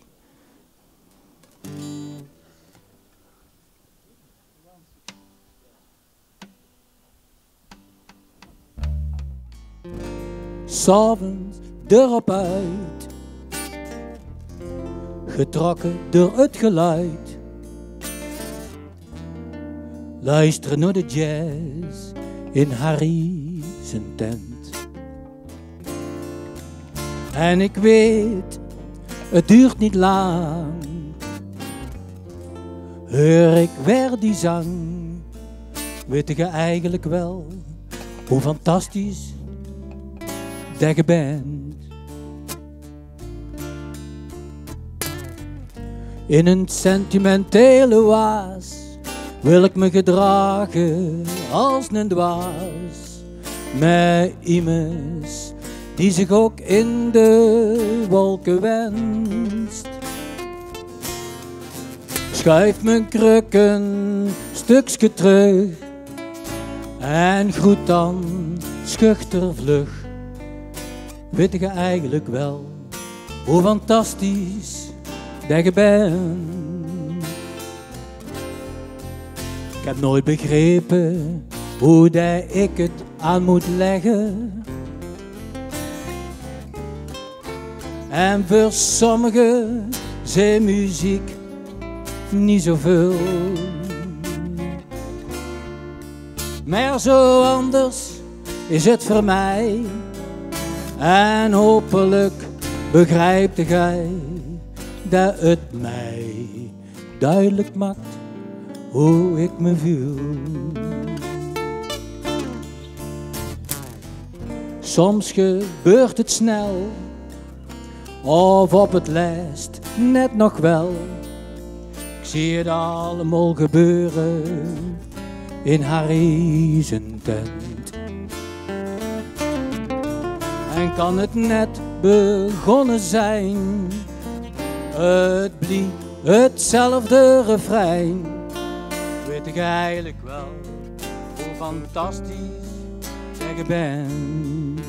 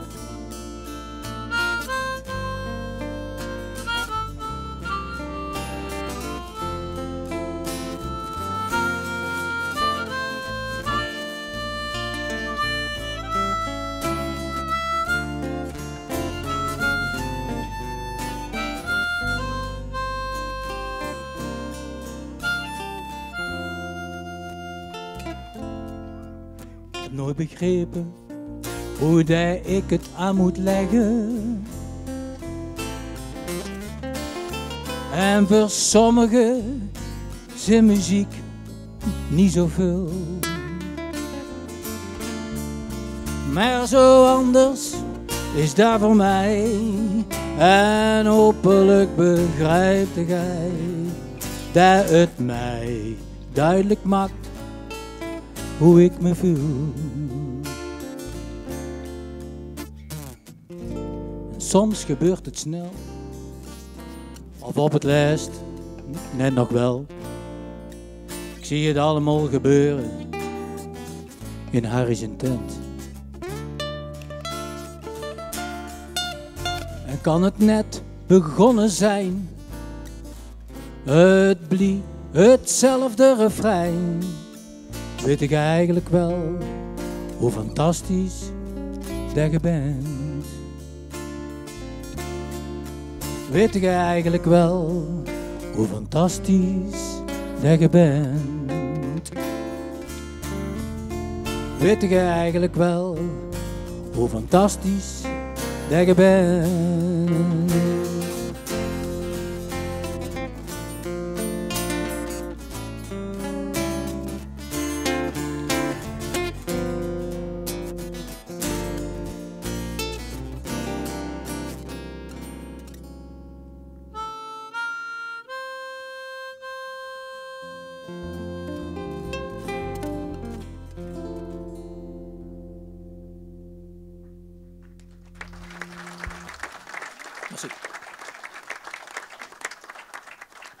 Dankjewel, d'accord. Nou, dit liedje zal wel voor jou bedoeld zijn. Potverdikkie. Hè?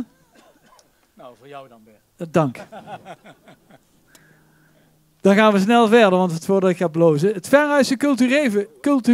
Venrayse culturele leven is ingekakt door bezuinigingen en door corona. Tijd voor een inhaalslag. Dat is de stelling van ons derde grote thema. En debatstarters, zoals dat geloof ik heet, in de termen zijn Partij van de Arbeid, Henk Bisschops en André van Maarschalkerwaard namens GroenLinks. Ik begin dan maar bij de Partij van de Arbeid. Henk. Een goede keuze, Bert. Goede keuze. Als je zo begint, ga ik nog naar de andere kant. Ik denk wel dat je gelijk hebt. En het belangrijkste daarvan is dat de laatste 2 jaar door corona, en we weten het eigenlijk allemaal, ingekakt, ingestort links en rechts is het culturele leven. Ik kan me herinneren dat ik een week of 3 geleden voor de eerste keer weer naar de Schouwburg mocht. Dat was al 5 keer uitgesteld, geloof ik. En dat mocht een uurtje en dan met een halfvolle zaal. En daar waren we al heel erg blij mee. Dat betekent, mensen hunkeren en jongeren hunkeren. Jongeren zijn ook mensen, maar mensen en jongeren hunkeren ernaar om weer wat aan cultuur te kunnen doen. Dat is, je ziet bij muziekgezelschappen, je ziet bij koren dat het aantal leden dramatisch teruggelopen is. We horen overal dat het aantal mensen wat nog actief is, dat het steeds minder wordt. Daar moeten we heel hard aan gaan werken om dat weer op peil te brengen. Venray heeft volgens mij een prima cultureel leven, maar het moet weer op gang gebracht worden. Er moet weer, dat vliegwiel moet weer gaan lopen en dat kunnen we als gemeente doen. Maar ook dingen zoals we hier nu vandaag bij elkaar zitten, Scheid aan de Grens, ook prima. Overal is het zo dat je ervoor moet zorgen dat dat weer gaat draaien. Dat mensen het weer actief gaan beoefenen. Maar ook iedereen. Ook mensen die misschien een smalle beurs hebben, die moeten in staat zijn om aan kunst en cultuur mee te kunnen doen. Nou, daar wil ik ook wel voor pleiten, want vaak is het een beetje tegen het elitaire aan nog. En het is ook wel goed als we kunst en cultuur voor iedereen toegankelijk maken. Oké, dankjewel Henk. Voor nu, ik ga naar André. Hoe denkt GroenLinks hierover? Ja, wat Henk net zegt, daar sluit ik me ook wel bij aan. Ik hoorde net ook al even de BI genoemd worden. En misschien is het een hele goede start om eens eerst even te zorgen dat we die drugsdealers daar wegjagen. Dan wordt het misschien ook weer een aantrekkelijke plek voor de jeugd.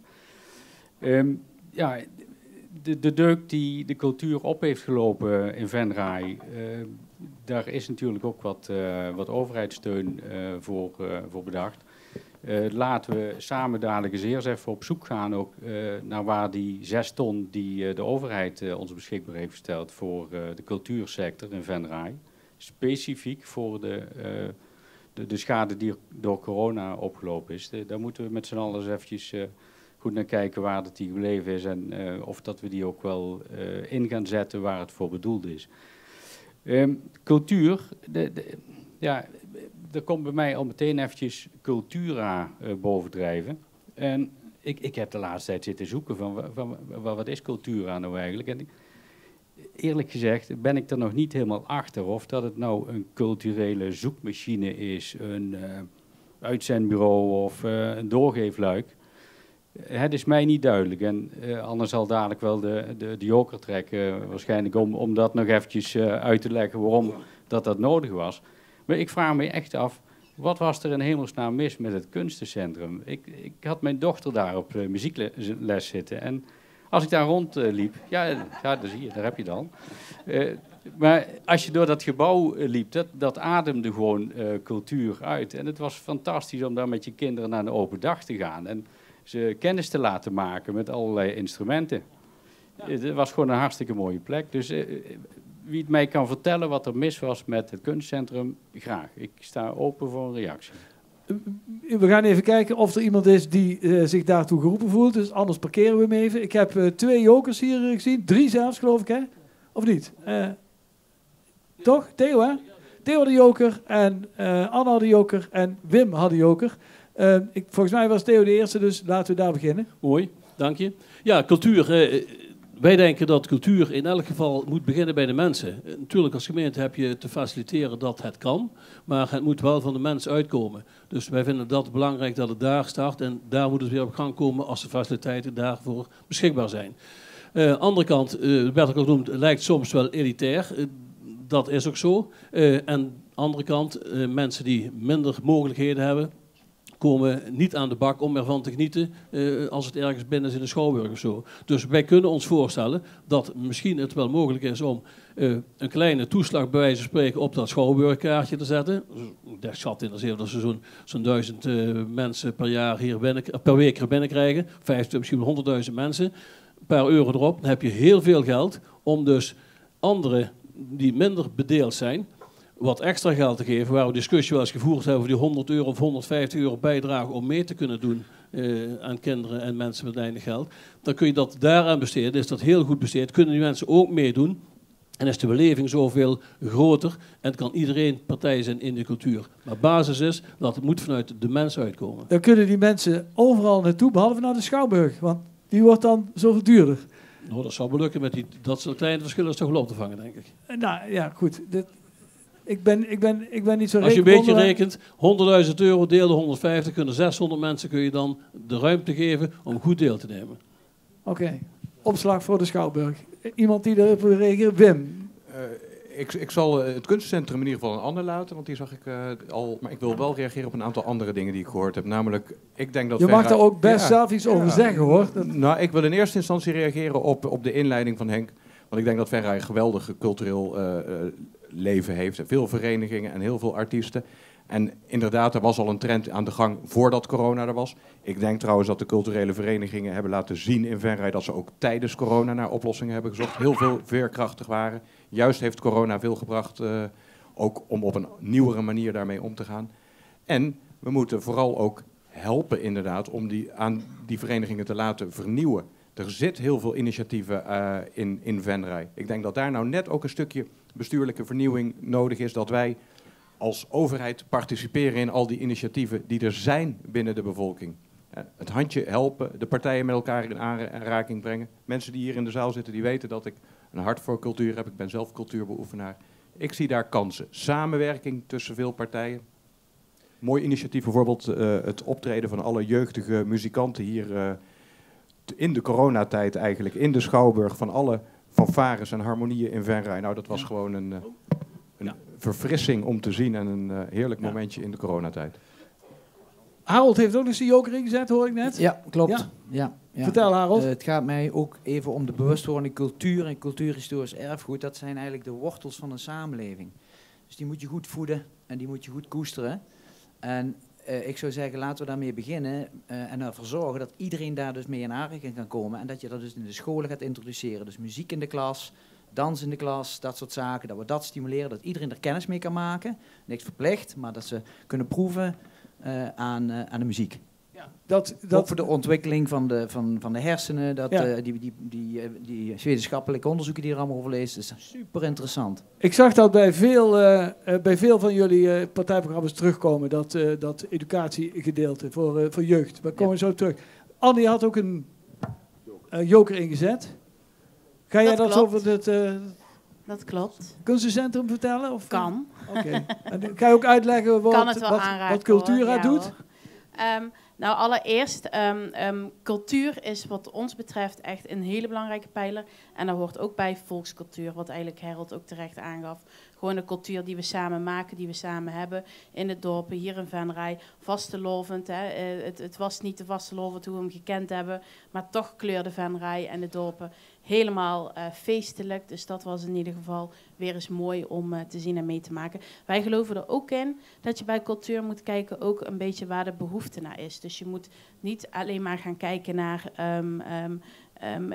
je zei iedereen kan meedoen, dat is heel belangrijk. Maar je moet ook kijken, waar hebben de mensen behoefte aan? Willen ze allemaal wel naar de Schouwburg of willen ze niet iets anders doen? Of noem maar op. Dus daar moet je ook naar kijken. En dan heel even op het kunstencentrum. Wil de jeugd wel naar de BI, vraag ik mij dan af. Ja, dat kun je afvragen. Je kan wel zeggen dat de drugsdealers moeten weg. Ik geloof in een andere redenatie. Als je zorgt dat er in de BI leuke dingen zijn, komt daar jeugd op af. En dan gaan die drugsdealers vanzelf een ander plekje zoeken. Of komt die jeugd zelfs op die drugs af misschien volgens Ja, dat kan ook. Precies. Maar vraag of aanbod is natuurlijk het dilemma hier weer. Ja. Wat bij cultuur ontzettend ook belangrijk is dat je ook blijft prikkelen en blijft inspireren. En het kunstencentrum Jeruzalem is dan wellicht weggegaan. Hetzelfde cultuurbudget besteden we nog steeds aan cultuur in de gemeente Venray. En daarvoor in de plaats hebben we ook gekregen dat het niet meer op is gegaan aan hele dure salarissen, noem maar op. Maar dat het ook terecht is gekomen, ook bij een cultuur in Venray die nieuwe initiatieven toejuicht, mee op gang helpt, de samenwerking en de verbinding zoekt tussen bijvoorbeeld verschillende verenigingen. Ook waar de schrijver het net over had, als het gaat om jeugdorkest. Wim, ja. Als het gaat om jeugdorkest. Maar vergeet ook niet, we zitten hier bij Scheid aan de Grens. Dat is ook een initiatief dat ook subsidie heeft gekregen. Ook omdat er gewoon budget voor beschikbaar was, innovatiegelden. Waardoor jullie ook zijn kunnen gaan groeien. En waardoor jullie vandaag de dag er nog steeds staan. En anders was het afgelopen. Weten jullie hoeveel wij moeten betalen hier vandaag? Nee. Weet hoeveel het kost om dit hier neer te zetten? In de Schouwburg, die van ons allemaal is. Nou, wij kosten 1500 euro. 1500 denk ik. Gelukkig is het minder. Het was een kleine 900 euro geloof ik, de rekening voor de Schouwburg. En we worden daar geweldig voor gefaciliteerd. Maar ik wil het toch even gezegd hebben. Nou, daar hoort nog wel een opmerking bij, Bert. In dit geval wordt die rekening betaald door de gemeente Venray, omdat het gaat over verkiezingen. Dat wou ik toch nog bij vertellen, dat klopt. Ja. Maar normaal gesproken doe je dit, doen al die mensen, in dit geval Scheid aan de Grens, maar dat zijn er zoveel, die doen dat allemaal voor iets met een viool en een kat, geloof ik. Hè? Ja, maar die vrijwilligers, dat zijn een van de belangrijkste pijlers ook van ons cultuurbeleid. Maar we moeten niet vergeten, we moeten ook budget overhouden, ook voor nieuwe initiatieven, ook om dat een plek te geven en ook ervoor te zorgen dat dat vrijkomt. Ik kan het even... Theo. Nou ja, ik vind het toch een heel betoog, Anne, maar er wordt heel veel geld uitgegeven om dit gebouw overeind te houden en inderdaad te doen en alles hier te laten ontwikkelen. Daardoor zijn de toegangsprijzen dan redelijk tot betaalbaar. Ik denk dat het ook mogelijk is om verschuiving plaats te laten vinden en initiatieven van de burgers, zoals Scheid aan de Grens, maar ook andere zaken. Hier wat minder en daar wat meer ondersteuning. Dan draait het allemaal ook op die plekken heel goed. En die mensen zijn vindingrijk en intensief bezig om dat te ontwikkelen. En terwijl toch, ik noem maar toch met elitair, dat bedoel ik niet zo letterlijk, maar de Schouwburg relatief laag geprijsd is als je entree betaalt hier, terwijl andere zaken niet aan bod komen. En dat vind ik heel jammer, want het moet veel breder en voor veel meer mensen benaderbaar en bereikbaar zijn. En daar moet die steun meer terechtkomen. Maar zegt u dan, één zin zegt en u daarna dan Henk Bissels en dan ronden we af. Zeker, zegt u dan concreet, Theo, dat er dus geld van de Schouwburg af moet gaan? Subsidie minder moet worden? Ik denk dat mensen die de Schouwburg bezoeken meer kunnen betalen, waardoor de lasten van de Schouwburg op de gemeente lager zijn en andere partijen daarvan kunnen profiteren. Ja, dat denk ik. Henk Bissels, tot slot.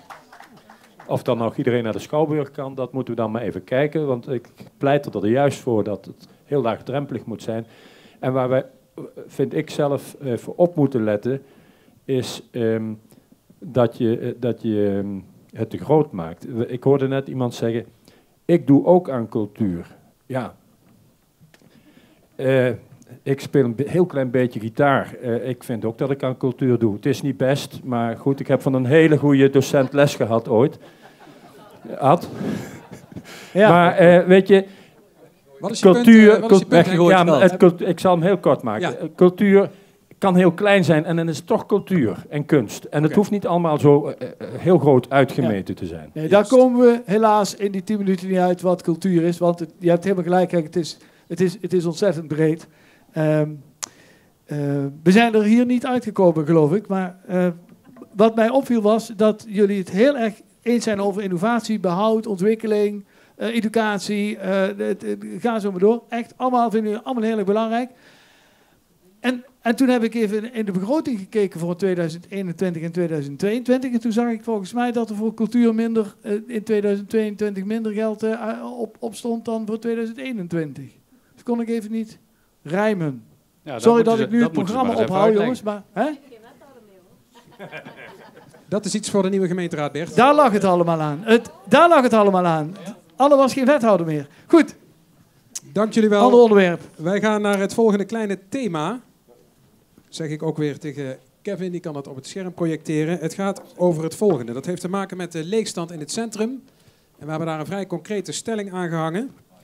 Winkelvastgoedeigenaren moeten hun bovenverdieping verhuren aan particulieren. Wat wij namelijk zien is dat er heel wat van die ruimtes leeg staan. Dat is eigenlijk doodzonde. Wij zeggen er is woningnood, zet daar particulieren in, verplicht. En dat is dus een verplichting voor de winkelvastgoedeigenaren. Dat is de kleine stelling. Hoe gaan we rond, Bert? Dit is de derde. Zullen we hier beginnen en dan vervolgens die kant? We gaan het nu eens anders doen. We gaan beginnen bij Martin en dan naar Wim en dan van André naar enzovoort. We steken iedere keer over. Martin Leenders, samenwerking Venray. Wat vind jij van deze stelling? We kijken heel even naar het scherm of de tijd loopt. Ja. Ik ben het eens dat er woningnood is in Venray, maar ik vraag me af of deze stelling dan het verplicht beschikbaar stellen van de bovenverdieping, of dat een oplossing biedt. De verplichting stuit mij een beetje tegen de borst. Maar ook, van, zijn al die ruimtes wel geschikt? Het lijkt een hele makkelijke oplossing, maar vaak zijn die ruimtes gewoon één groot vertrek. En dan kun je ook niet zomaar wonen. Dus dit is niet de oplossing. Je zult voor de woningnood hier naar moeten kijken als het geschikt te maken is, maar zeker ook moeten kijken naar allerlei andere oplossingen. Dankjewel. Wim de Schrijver, VVD. Ja. Ja, dan hoef ik eigenlijk niet meer zoveel te zeggen, want daar zijn we het natuurlijk gewoon eens, Martin. Maar dan zal ik aanvullen dat we het centrum op een andere manier heel leuk moeten maken en dynamisch. Ik zie dat we in ons centrum daar al goed mee bezig zijn de laatste tijd. We zien het aantal horecabedrijven uitbreiden. En op zo'n goede manier dat we publiek aantrekken uit naburige gemeentes. Zo krijg je een centrum mooi, gezellig, compact en trek je ook nieuwe winkels en nieuwe activiteiten aan. En dat zeg jij dan ook namens mij, dankjewel.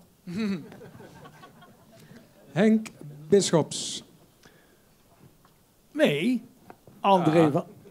Ja, nee, ik was aan de beurt, dat heeft hij net gezegd. André, Moeten is een groot woord, maar het enige wat volgens GroenLinks moet, is dat we in ieder geval in gesprek moeten met de ondernemers. Zeker als de panden leeg staan.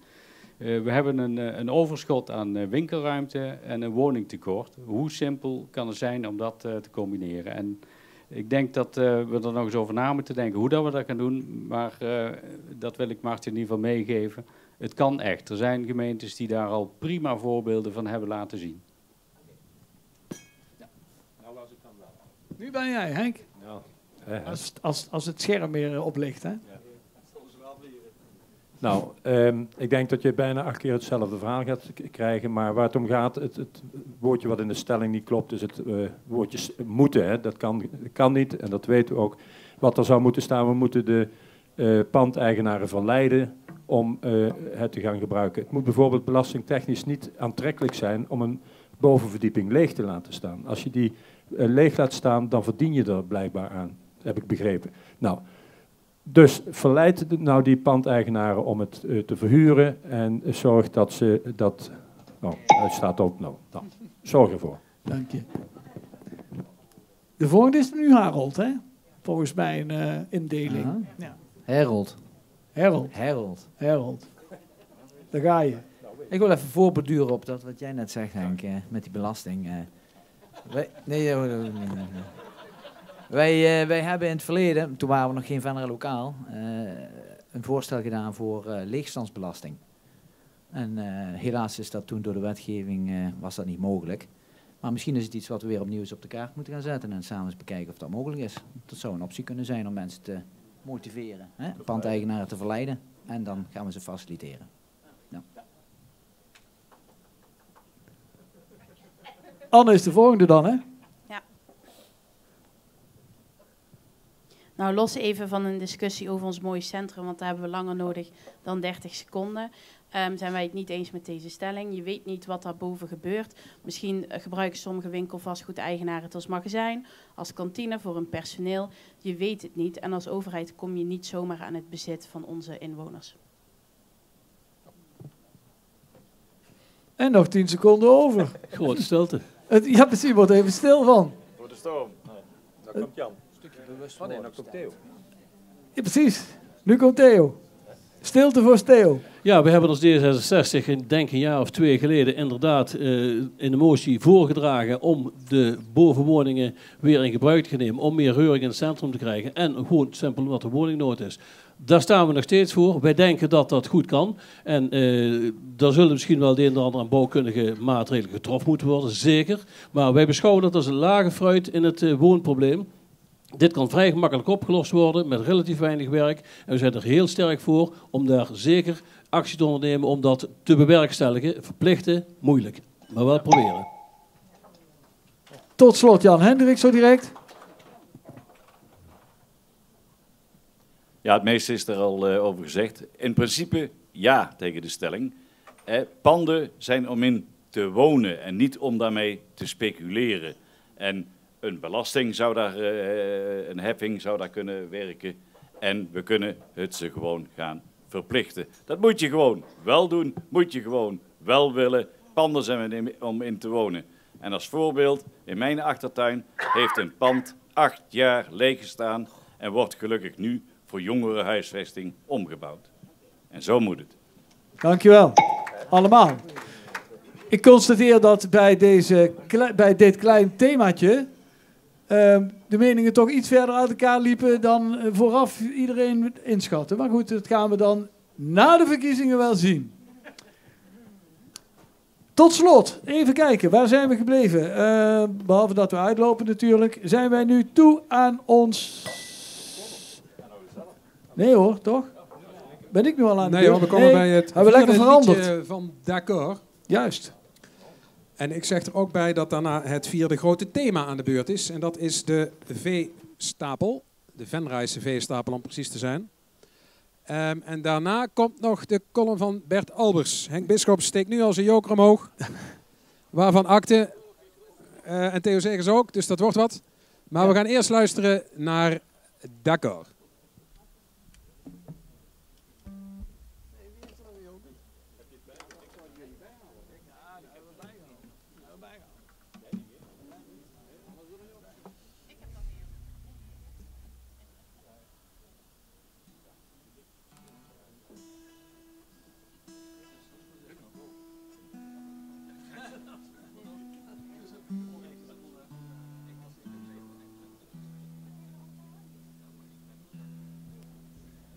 Ja, mooier kan het niet, hè? Dit is ook stemmen. Dus jullie dan straks ook, hè?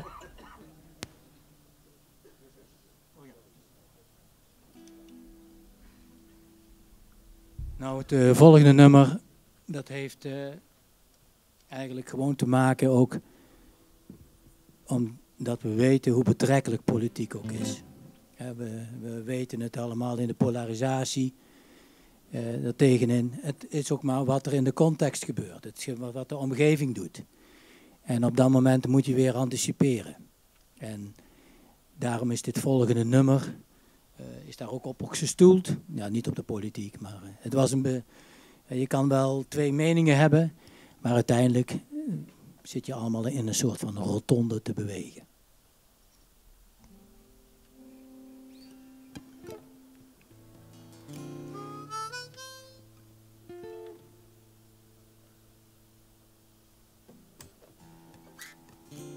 Ja. Nee ook? Oké.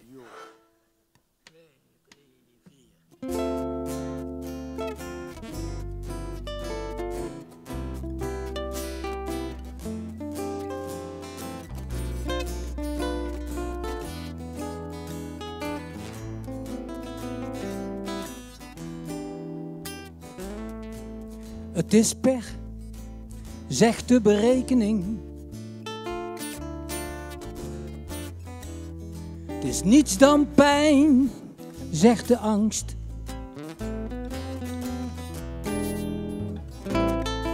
Het is uitzichtloos, zegt het inzicht. Feitelijkheid, dat duurt het langst. De wind speelt met de bladeren. Een druppel kust de tak. Zonnestralen blijven plakken. De vogel bidt met gemak.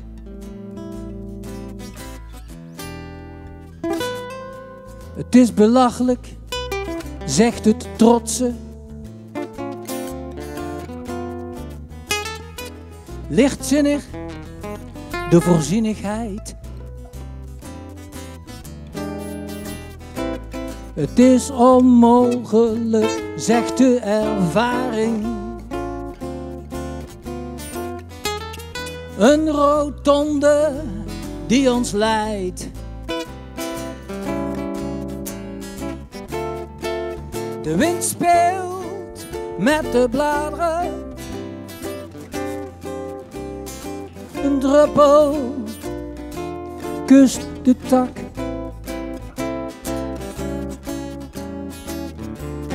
Zonnestralen blijven plakken.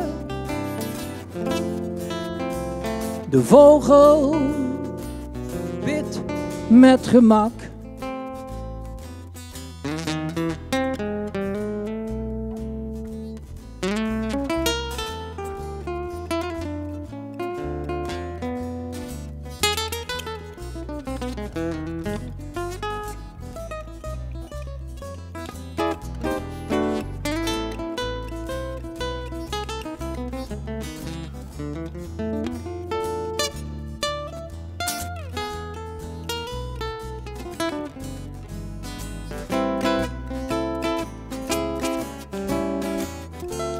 De wind speelt met de bladeren. Een druppel kust de tak. Zonnestralen blijven plakken. De vogel bidt met gemak.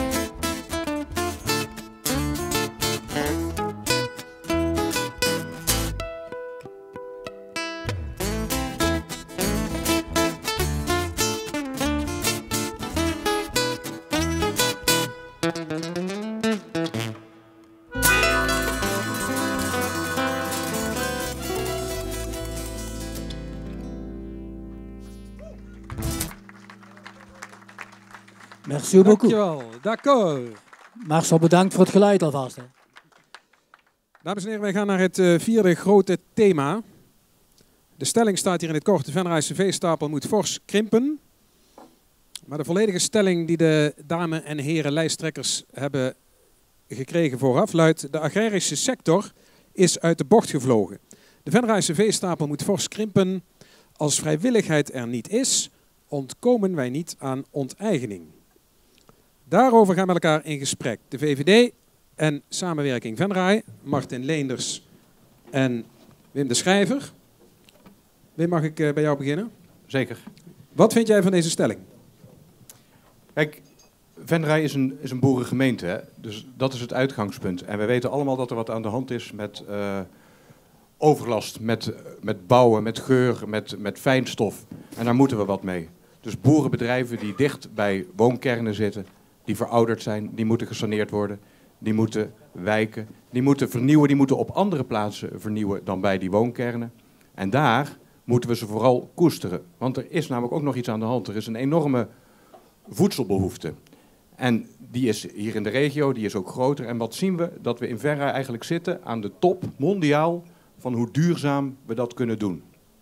En dat is ontwikkeld in de laatste jaren met name door boeren die uit deze regio komen, die uit Nederland komen, met name nog in deze regio. En die kennis, die zie je dat geëxporteerd wordt in de hele wereld. Dus als wij goed willen zijn voor ons milieu, dan moeten we vooral niet de productie gaan verplaatsen naar andere plekken waar het veel minder duurzaam gebeurt. Waar het met veel meer milieubelasting dezelfde hoeveelheid geproduceerd zal worden. Want die vraag blijft, die monden moeten gevoed worden. Nog sterker, die vraag neemt toe. Maar gebeurt het hier zo duurzaam dan? Hier gebeurt het veel duurzamer dan op andere plekken. En, ik ben het wel met je eens, er moeten nog stappen gemaakt worden. Dus we moeten een impuls blijven geven aan onze agrarische ondernemers om het extra duurzaam te doen. Dus daar kunnen we natuurlijk bij helpen in regelgeving. Niet te veel veranderen, hè, want het is al continu veranderend voor onze agrarische ondernemers. Je moet ze ook een basis geven om te ondernemen. Dus geef een duidelijke, stabiele richtlijnen waarbinnen duurzame grenzen met oog voor onze inwoners, geen overlast, want daar zijn we het natuurlijk helemaal mee eens, maar dat ze wel kunnen ondernemen en dat we op die manier een steentje kunnen bijdragen aan ons milieu. Samenwerking Venray, Martin Leenders. Ja, dankjewel. Ja, de debatten eerder zal je niet verbazen dat we het onderwerp ook besproken hebben en dat Wim de Schrijver eigenlijk bijna citeert wat in het programma van Samenwerking Venray staat. Dus daar zijn we blij om. Mijn moeder overigens is onlangs overleden en zij gaf mij les mee en ze zei: verloochen je afkomst niet. Dat trek ik in dit onderwerp ook maar eens even door naar de Venrayse schaal. We zijn natuurlijk van oudsher een agrarische gemeente. En we moeten koesteren al die bedrijven die we hebben. En die zover gekomen zijn omdat zij aan de slag gegaan zijn met innovatie. En daar ook in geslaagd zijn om uitstoot van stoffen terug te dringen. Dat zijn technieken die exporteren wij naar het buitenland. Moet je vooral hier houden. Het is bijna een exportproduct geworden, onze kennis.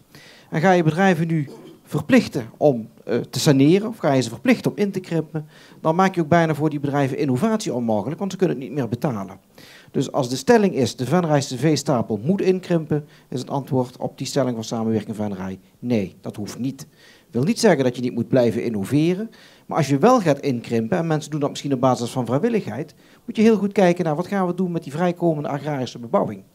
Gaan we daar flexibele oplossingen voor bedenken. En dan denk ik ook dat we hier met alle lijsttrekkers de handen weer op elkaar krijgen. Dan moet je als overheid gaan kijken van wat is mogelijk. Dan moet je uitgaan van iets kan, tenzij het echt overlast voor de omgeving gaat veroorzaken. Zet dit voldoende zoden aan de dijk, Martin? Of dat voldoende zoden aan de dijk zet? Ja. Dat zet voor onze regio voldoende zoden aan de dijk. Wij zijn goed in het produceren van voedsel. Dan moeten wij dat hier doen. En ik ben het helemaal met Wim eens. Als we dat gaan verplaatsen, komt het in regio's terecht buiten Europa, waar er helemaal geen aandacht is voor milieu en duurzaamheid. Ik wil nog even terug naar een citaat, want dat slaat ook op de stelling. Iemand zei laatst: het eerlijke verhaal is wel dat je niet aan onteigening ontkomt als de vrijwilligheid er niet is. Wat vind je daarvan? Ja, kijk, wij zijn sowieso natuurlijk niet zo van het moeten. Als het gaat om die dichtbij de woonkernen, nou, daar moet er misschien wat lichte dwang bij komen. Maar verder weg gaat het echt niet om het aantal dieren. Het gaat puur om die uitstoot, om de depositie. Die moet je zien terug te brengen. En daar staan wij ook achter. Ja, want maar het is wel namelijk moeten is dwang. Het was de VVD-minister van Natuur en Stikstof. Dan gaan we naar landelijk weer. Afgelopen week zei, jazeker, Christiane van der Wal zei letterlijk over boeren belonen nabij natuurgebieden als ze stoppen. Daarvan zei zij, belonen is leuk, maar het eerlijke verhaal is wel dat je niet aan de onteigening ontkomt als de vrijwilligheid er dan niet is. Ja, ik wil 2 dingen zeggen, want ik ben het wel eens met wat de minister zegt, maar ik wil ook wel heel duidelijk maken, wij zijn allemaal, want de introductie klopte vanavond niet, wij zijn allemaal lokale partijen. Landelijke partijen, dat was vorig jaar, wij zijn lokale partijen. Wij verloochenen helemaal niet de afkomst hoor, want wij zijn ook liberaal. Standpunten van VVD die vertolken wij, maar wij komen in Venray, VVD Venray, voor de Venrayse inwoners aan. Voor de inwoners in de woonkernen en voor onze boeren in Venray. En daar staan wij voor. Wie had er een joker opgestoken? Ja. Wie had er geen joker opgestoken? Als ik er 2 had gehad, had ik er 2 opgestoken. Ik wil eerst naar Anne, ook een uitspraak. De veestapel zal op den duur... Ik had nog geen joker opgestoken. Jawel. Ik heb nog niks gehoord waar ik het mee oneens was. Nou, deze dan. De veestapel zal op den duur kleiner moeten worden. Oneens. Oneens. Dat is een zin uit de nieuwe landbouwvisie van het CDA. Ja, maar de veestapel wordt op een natuurlijke manier kleiner, omdat er al opgekocht wordt door sloopregelingen, noem maar op. Als het CDA zegt zal kleiner moeten worden, dan bedoelen ze niet op natuurlijke wijze. Nou, daar zijn wij het niet mee eens, en zeker in Venray niet. Dus jullie onttrekken je aan de landelijke lijn? Nou, als er gezegd wordt dat onze Venrayse veestapel moet krimpen, zeggen wij oneens. Ja. Maar dat er een natuurlijke weg nu is, dat er al minder veestapel komt door allerlei opkoopregelingen, daarvan moeten we zeggen, dat klopt. Maar gaat het al snel genoeg op er qua zijn stikstof? In Venray al 27 bedrijven die al zijn gestopt de afgelopen jaren door de slopersregeling. Hoeveel zijn er nog over? Veel te veel. Dat is een goede vraag. Genoeg. Heel veel goede familiebedrijven. We gaan naar GroenLinks. Dit was allemaal gratis spreektijd voor het CDA. Dat klopt niet. Hè? Zij had geen joker opgestoken. Jij bent André, benut je tijd. Ja, dat ga ik zeker doen. En ik vond het trouwens wel een hele leuke stelling van jullie. Want het eerste deel van die stelling, dat komt uit een debat van afgelopen donderdag in de Tweede Kamer over stikstof. Dirk Boswijk, de landbouwwoordvoerder van het CDA hier langs mij. En Dirk Boswijk, die maakte een enorme knieval. Die bood zijn excuses aan voor het beleid van de afgelopen 30 jaar. En hij bood zijn excuses aan voor de stikstofellende waar wij ingestort zijn. Letterlijk zei hij sorry, sorry, sorry. Exact, hij zei het 3 keer. Helemaal goed. Nou, ik vind het dan ook respect verdient Dirk Boswijk daar zeker mee. En als ik dan hier de slogan van het CDA zie, respectvol samenleven, dan vind ik dat juist hier in Venray respectloos naar de ondernemers toe. Als je gaat zeggen van het kan allemaal, hè? Want van de VVD, Johan Remkes, die schreef een rapport, 179 pagina's dik. Je hebt het waarschijnlijk niet gelezen, ja, dat dacht ik al. Maar Johan Remkes, die zei in dat rapport, niet alles kan overal. En die heeft al heel duidelijk gesteld dat we echt omlaag moeten met die stikstofuitstoot. En als we dat nou eigenlijk allemaal al inzien op landelijk niveau, dan vraag ik mij in hemelsnaam af waarom we dat niet op lokaal niveau doen. Want met dit soort worsten die de ondernemers voorgehouden wordt, jaag je ze alleen maar verder het moras in. Theo Zegers, D66. Nou, ik ben het ermee eens. We zijn en blijven een agrarische gemeente. Daar kunnen we niet ontsnappen, hoeven we ook niet aan te ontsnappen. Maar het is wel zo dat we hier een aantal innovatieve bedrijven hebben. Er wordt veel bedacht, veel verzonnen om het beter te maken. Maar er zijn nog veel meer bedrijven die innovaties van anderen toepassen en simpelweg productie leveren. Wij denken dat de productie daar moet plaatsvinden waar de consument zit. En dan kun je zeggen, in een ander land hebben ze andere regels. Nee, in een ander land kunnen wij die kennis en die regels die wij hebben, kunnen we ook daar toepassen. En die zogenaamde, noem maar even de luchtwassers, die dat zo geweldig schijnen te doen, maar niet helemaal doen anderen. Maar betere versies ervan zouden we ook daar kunnen gebruiken, zodat het daar overeind blijft. Daarnaast, als je veebedrijven verder van de kern af wil verplaatsen, Wim, dan komen ze meestal dichter bij een andere kern. Zo klein zitten we hier bij elkaar. Dus daar is weinig ruimte dat allemaal toe te passen. Wij denken dus dat het gewoon er zo niet door kunnen gaan op dit gebied. Mede omdat die agrarische sector en die veehouderijen ook heel veel invloed hebben op de waterhuishouding. En dat wordt op de loop van de tijd, grondwateraanzaak wordt ons grote probleem voor de toekomst. En daar verdraagt dat echt niet aan bij. Anne wil reageren. Ja, toch even Kort. kort. Je heeft het over respect voor samenleven. We hebben respect voor iedere mening. Dus ook als die van een andere partij misschien Als die haak van staat anderen op die komt. van ons.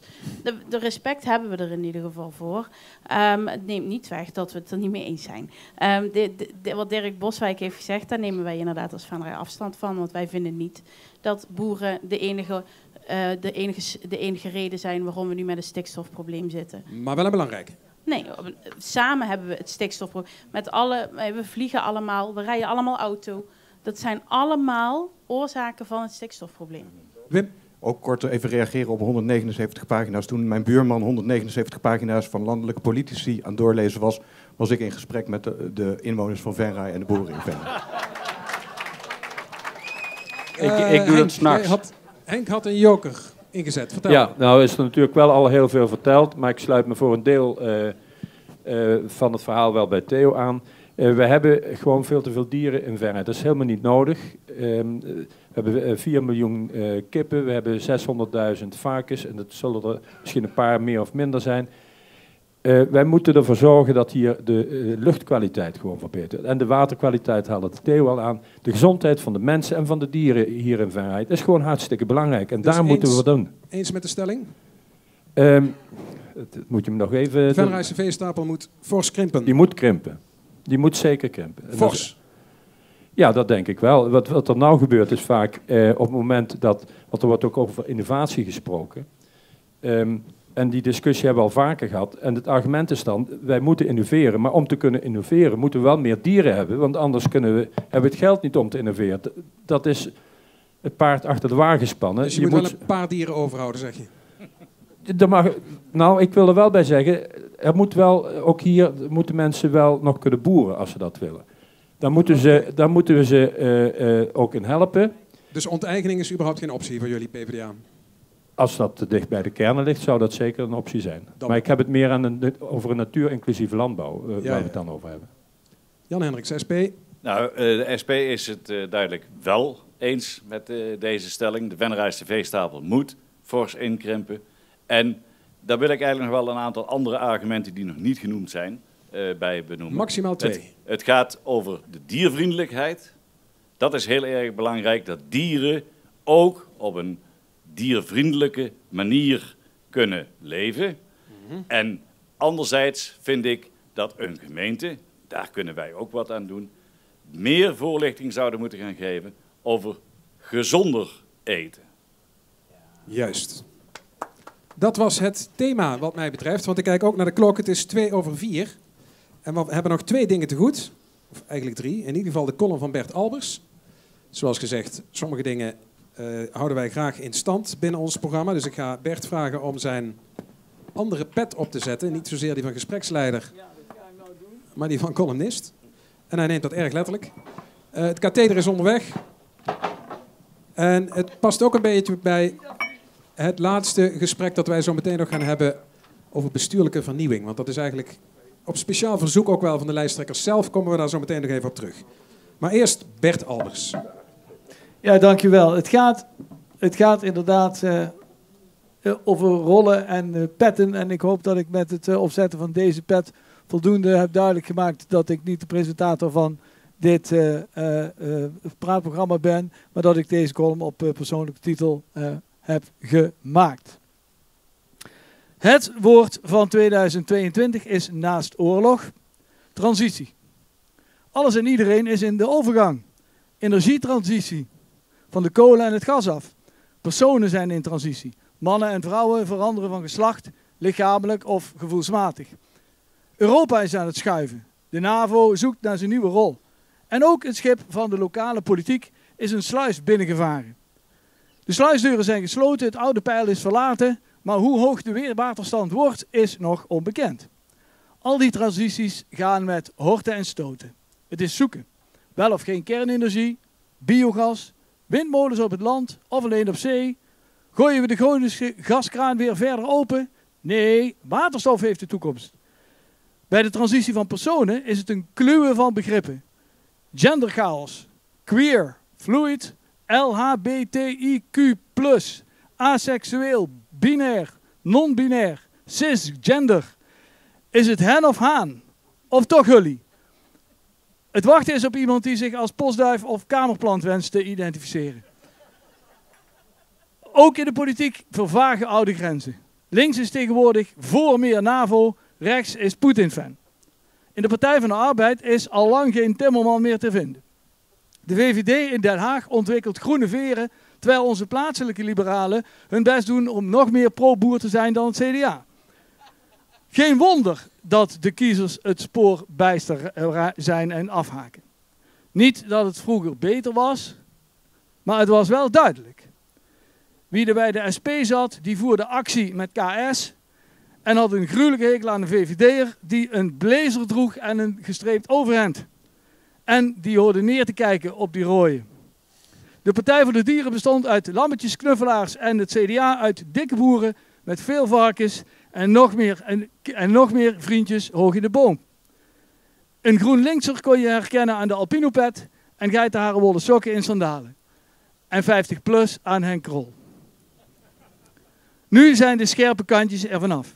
Lopen coalitie en oppositie door elkaar.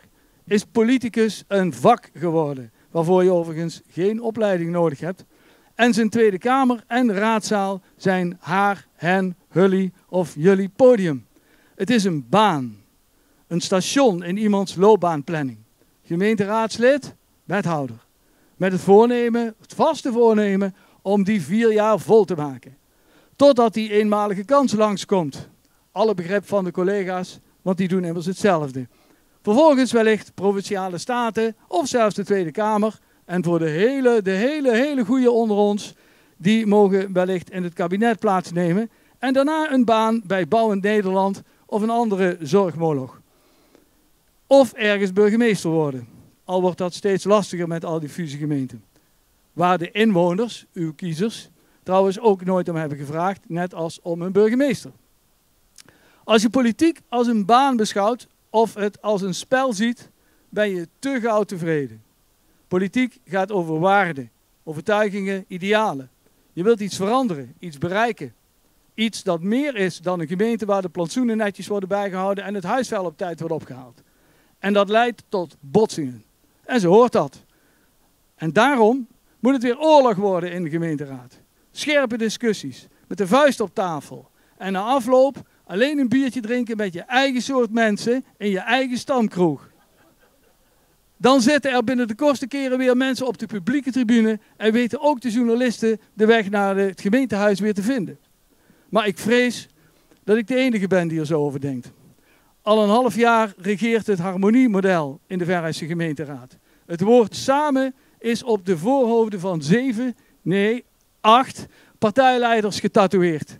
Ze hebben zich in eendrachtigheid aan elkaar vastgeklonken. Met als mantra's transparantie, openheid, bestuurlijke vernieuwing. Geen geritsel meer in achterkamertjes. Ongetwijfeld goed bedoeld, die eensgezindheid. Dat we komen er samen wel uit. We zoeken naar de overeenkomsten, niet naar de verschillen. Dialoog in plaats van discussie.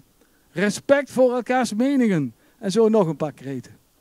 Maar als de partijen het allemaal vooraf al zo fijn eens zijn, wat doen we hier dan? Moet je daarvoor dan een verkiezingscircus optuigen? Met debatten en een woud aan posters langs de weg. Vorige week heb ik een rondje gewandeld. Het waren er... ik heb ze geteld. U mag bij mij navragen. Of kun je dan net zo goed een paar managers inhuren en de ambtenaren hun werk laten doen waarvoor ze hebben doorgeleerd. Alleen, waar moet ik dan maandag of woensdag op gaan stemmen? En waarom? Ik weet het even niet. Maar misschien komen we er zo direct achter. Dank u wel.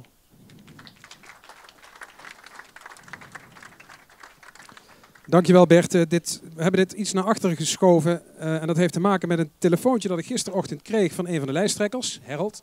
Namens de 7 andere lijsttrekkers. Namens alle 8 lijsttrekkers, ja. En corrigeer me als ik het verkeerd samenvat, maar het kwam erop neer, met name naar aanleiding van onze opzet met 1-tegen-1 debatten bij de grote thema's, zei Harold, we willen eigenlijk als politici niet tegen elkaar opgezet worden. Zeg ik dat goed? Er is een positieve vibe, zei Harold letterlijk. Ze hadden er tenslotte al 5 of 6 debatten op zitten. En die wilden ze eigenlijk ook wel vasthouden. En nou ben ik even nieuwsgierig, ook in het kader van wat Bert net vertelde over die bestuurlijke vernieuwing. Is dat wat jullie voor ogen hebben als het gaat over de komende jaren hier in Venray? Die positieve vibe vasthouden en niet tegen elkaar opgezet worden? Nou, ik denk dat we met z'n allen zien wat er gebeurt in de samenleving als op het hogere niveau mensen met elkaar in de clinch gaan. Als je kijkt wat er in de Tweede Kamer aan tijd wordt verspild om elkaar klein te maken, kapot te maken, voor gek te zetten, te vernederen, is het dan raar dat je in de samenleving polarisatie ziet. En natuurlijk mag er best verschil van mening zijn onder elkaar. Ja? Daar is helemaal niks mis mee. Maar de wijze waarop je dat doet, laat dat constructief zijn in plaats van destructief. Want we hebben allemaal onze krachten als onafhankelijke partijen. Maar we hebben ook allemaal onze zwaktes. Als we dat durven inzien, dat de zwakte van Venray Lokaal bijvoorbeeld opgevuld door de VVD of door Samenwerking Venray, en wij de zwakte opvullen van een andere partij, dan ben je een team. En als we dat met z'n allen kunnen uitstralen hier in Venray, dat wij een team zijn, ja, met ieders talenten, maar ook valkuilen, dan denk ik dat wij iets heel moois laten zien aan Venray, als voorbeeld voor de samenleving, naar de regio, naar de provincie, naar Nederland, naar de wereld. We moeten ergens beginnen. Wie wil daar iets aan toevoegen nog? Ja, Wim de Schrijver, zo meteen Theo. Ja, wij zijn het daar absoluut mee eens. Ik moet ook heel eerlijk zeggen, toen ik 4 jaar geleden ook aan die kant zat en zat toe te kijken, dan dacht ik van ja, moet dat zo? Kan dat niet anders? Wat zijn nou de verschillen? En daarom zit ik hier nu ook. En daarom merk ik hier nu ook op deze stoel dat het best wel lastig is. Dat je een keer een blackout hebt, zoals ik net bijvoorbeeld. Maar ook dat het fijn is om met een aantal mensen af en toe overeenstemming te hebben. Wij zitten straks met z'n achten na te praten. En eigenlijk zijn we hier al een beetje ook voorwerk aan doen, denk ik, voor de komende periode. Dus het heeft wel nut dat we hier zitten. Dus ik sluit me graag aan bij Harold. We mogen inderdaad wel scherp zijn op de verschillen, want we zitten hier wel ook voor jullie om te laten zien waar de verschillen zijn en wat er te kiezen valt. Maar we moeten zeker niet een voorbeeld geven van polarisatie, zoals helaas in sommige andere gemeenten veel nadrukkelijker aanwezig is. Theo. Ja, ik gun Wim zijn applaus. Applaus van Bas Kuhne overigens. Van... Ja, natuurlijk. Met echo dan. Ja, de term bestuurlijke vernieuwing die is op tafel gekomen bij het vertrek van Luc Wienans. En is daar toen dit is eigenlijk een eigen leven gaan leiden.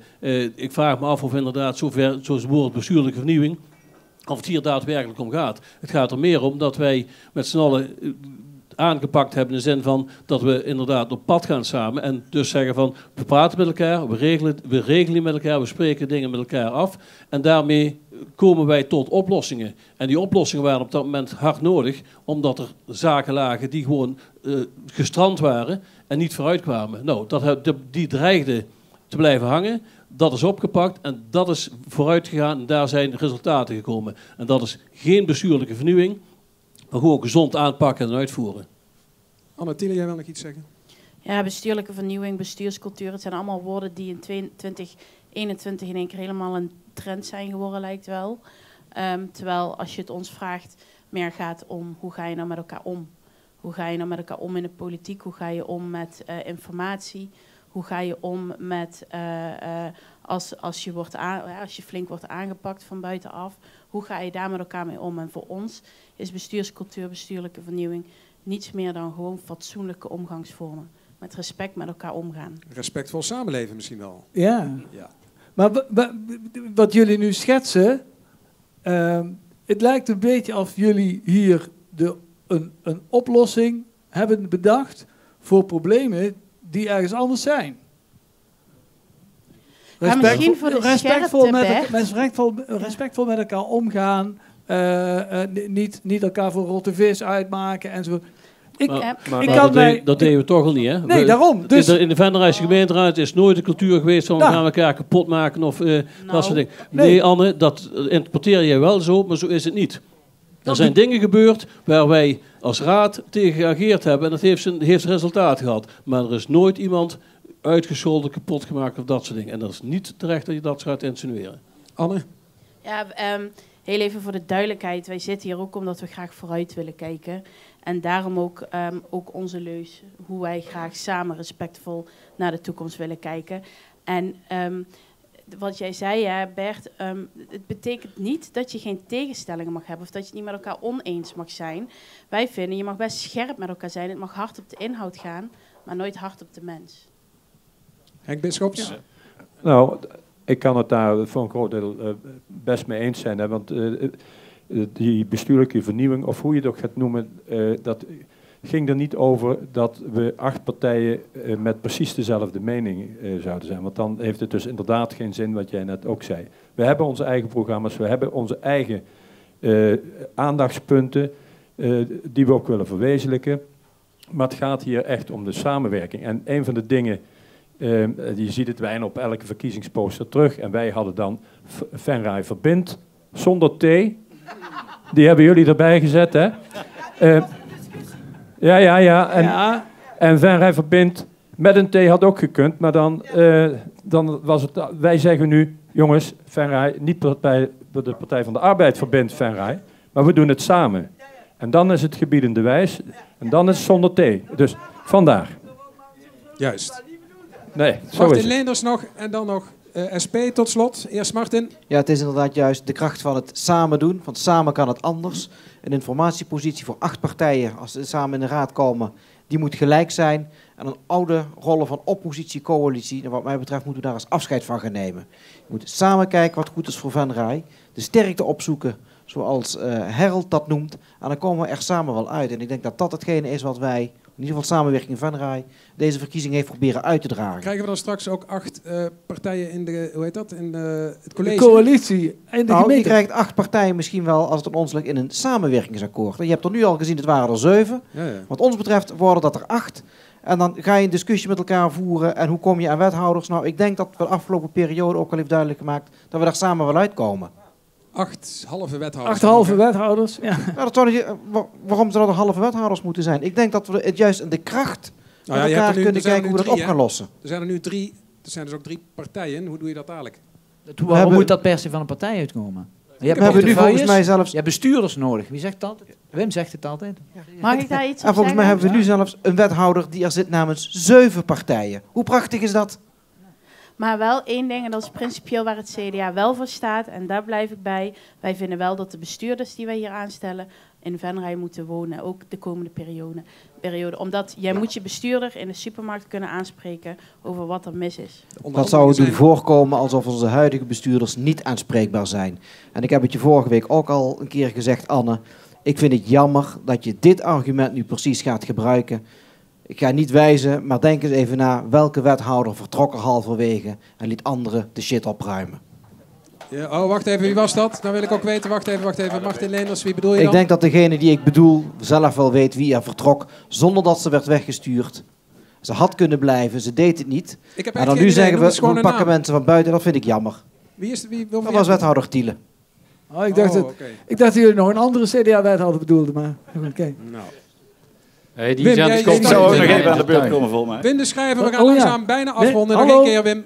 Ja. Je had Jan nog beloofd, geloof ik. Ja, hij is straks. Je hebt gelijk, Jan. Ik was er niet aan de beurt geweest. Ik zit nu 8 jaar in de raad en ik hoop er nog 4 jaar in te zitten. En buiten het feit dat Anne mij ooit Rupsje nooit genoeg heeft genoemd, heb ik eigenlijk nooit een onvertogen woord in die raad gehoord. Wij gooien niet met modder naar mensen. We zijn scherp in de discussie en dat moeten we ook blijven. Zullen we ook in elk samenwerkingsakkoord blijven doen. En voor de SP, blijf maar geloven, wij komen 4 jaar lang even goed wel naar jullie toe. Als Rupsje nooit genoeg het ergste is wat jij genoemd bent, dan valt het allemaal wat mee. Wim. Nou, en in aanvulling daarop, want wat Jan zegt, zijn laatste woorden waren erg belangrijk. Want ik denk dat bestuurlijke vernieuwing moet vooral niet alleen maar binnen de muren van het gemeentehuis plaatsvinden, maar bij de inwoners. Dus wij moeten inderdaad meer naar de mensen toe. Laatste woord is voor André. Ik had nog niet de beurt gehad, dus... Nee, die jokers die waren er nu niet meer. Nee, we hebben natuurlijk wel een heleboel dingen waar we elkaar in vinden. Maar ik wil er wel even bij benadrukken dat wij als GroenLinks jullie wel achter de veren gaan zitten. Want wij vinden wel dat er een aantal zaken, dat we daar nu echt eens een beetje haast moeten maken. Dat er echte dingen gedaan gaan worden. Juist, waarvan akte, dat was de laatste opmerking. Wij gaan ook naar het laatste liedje. En dat is van D'accord natuurlijk. Welk liedje is het, Peter? Route 66. Route 66. Ja. Oké. We gaan even rocken. Oftewel de A73 voor ons dan. Nou, misschien via deze weg vinden we elkaar dan weer. Hè? Toch leuk om het toch weer even feller zien te worden. Hè? Dat, het is goed dat je ook wel tegen elkaar kunt uitspreken. Maar elkaar ook de hand kunt geven. En dat is de laatste 2 jaar ook weer moeilijk geweest, dus het was lastig. Maar goed. Deze kennen jullie wel, dat is een...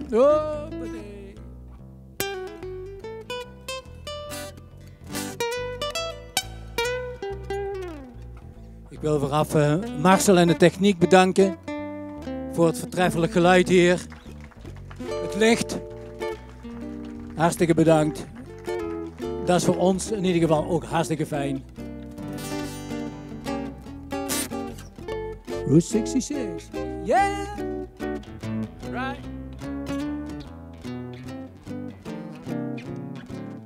Well, if you ever plan to motor west,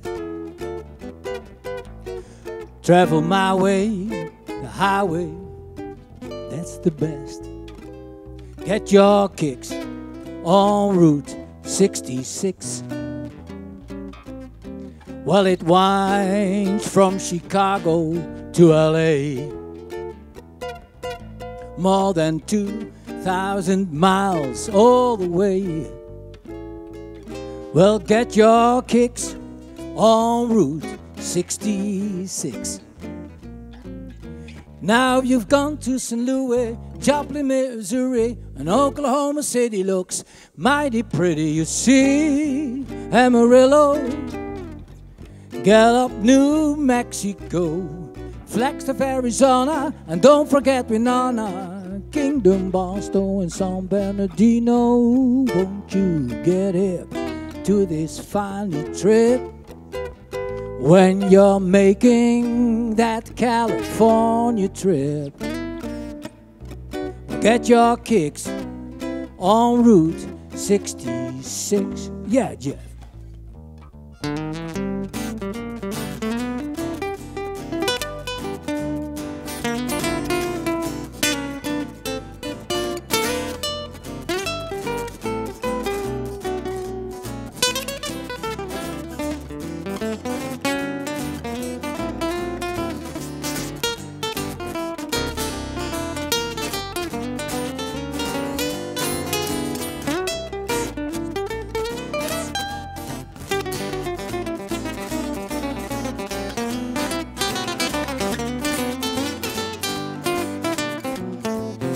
Well, you come to St. Louis, Joplin, Missouri, and Oklahoma City looks mighty pretty, you see. Amarillo, get up New Mexico, Flagstaff, Arizona, and don't forget Winona, Kingdom, Boston, and San Bernardino. Won't you get timely trip when you're making that California trip? Well, get your kicks. Yeah, come on, clap your hands. New Route 66. Atje. Had wel de dame.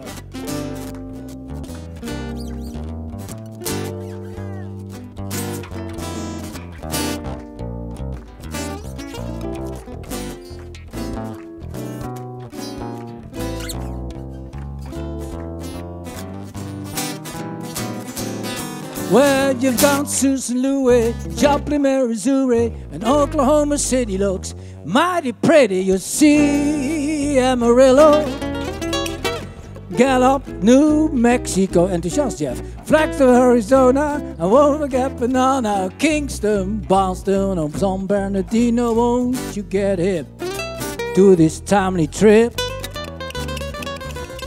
when you're making that California trip? Well, Get your kicks on the I-73. Get your kicks on Route 66. Get your kicks on Route 66.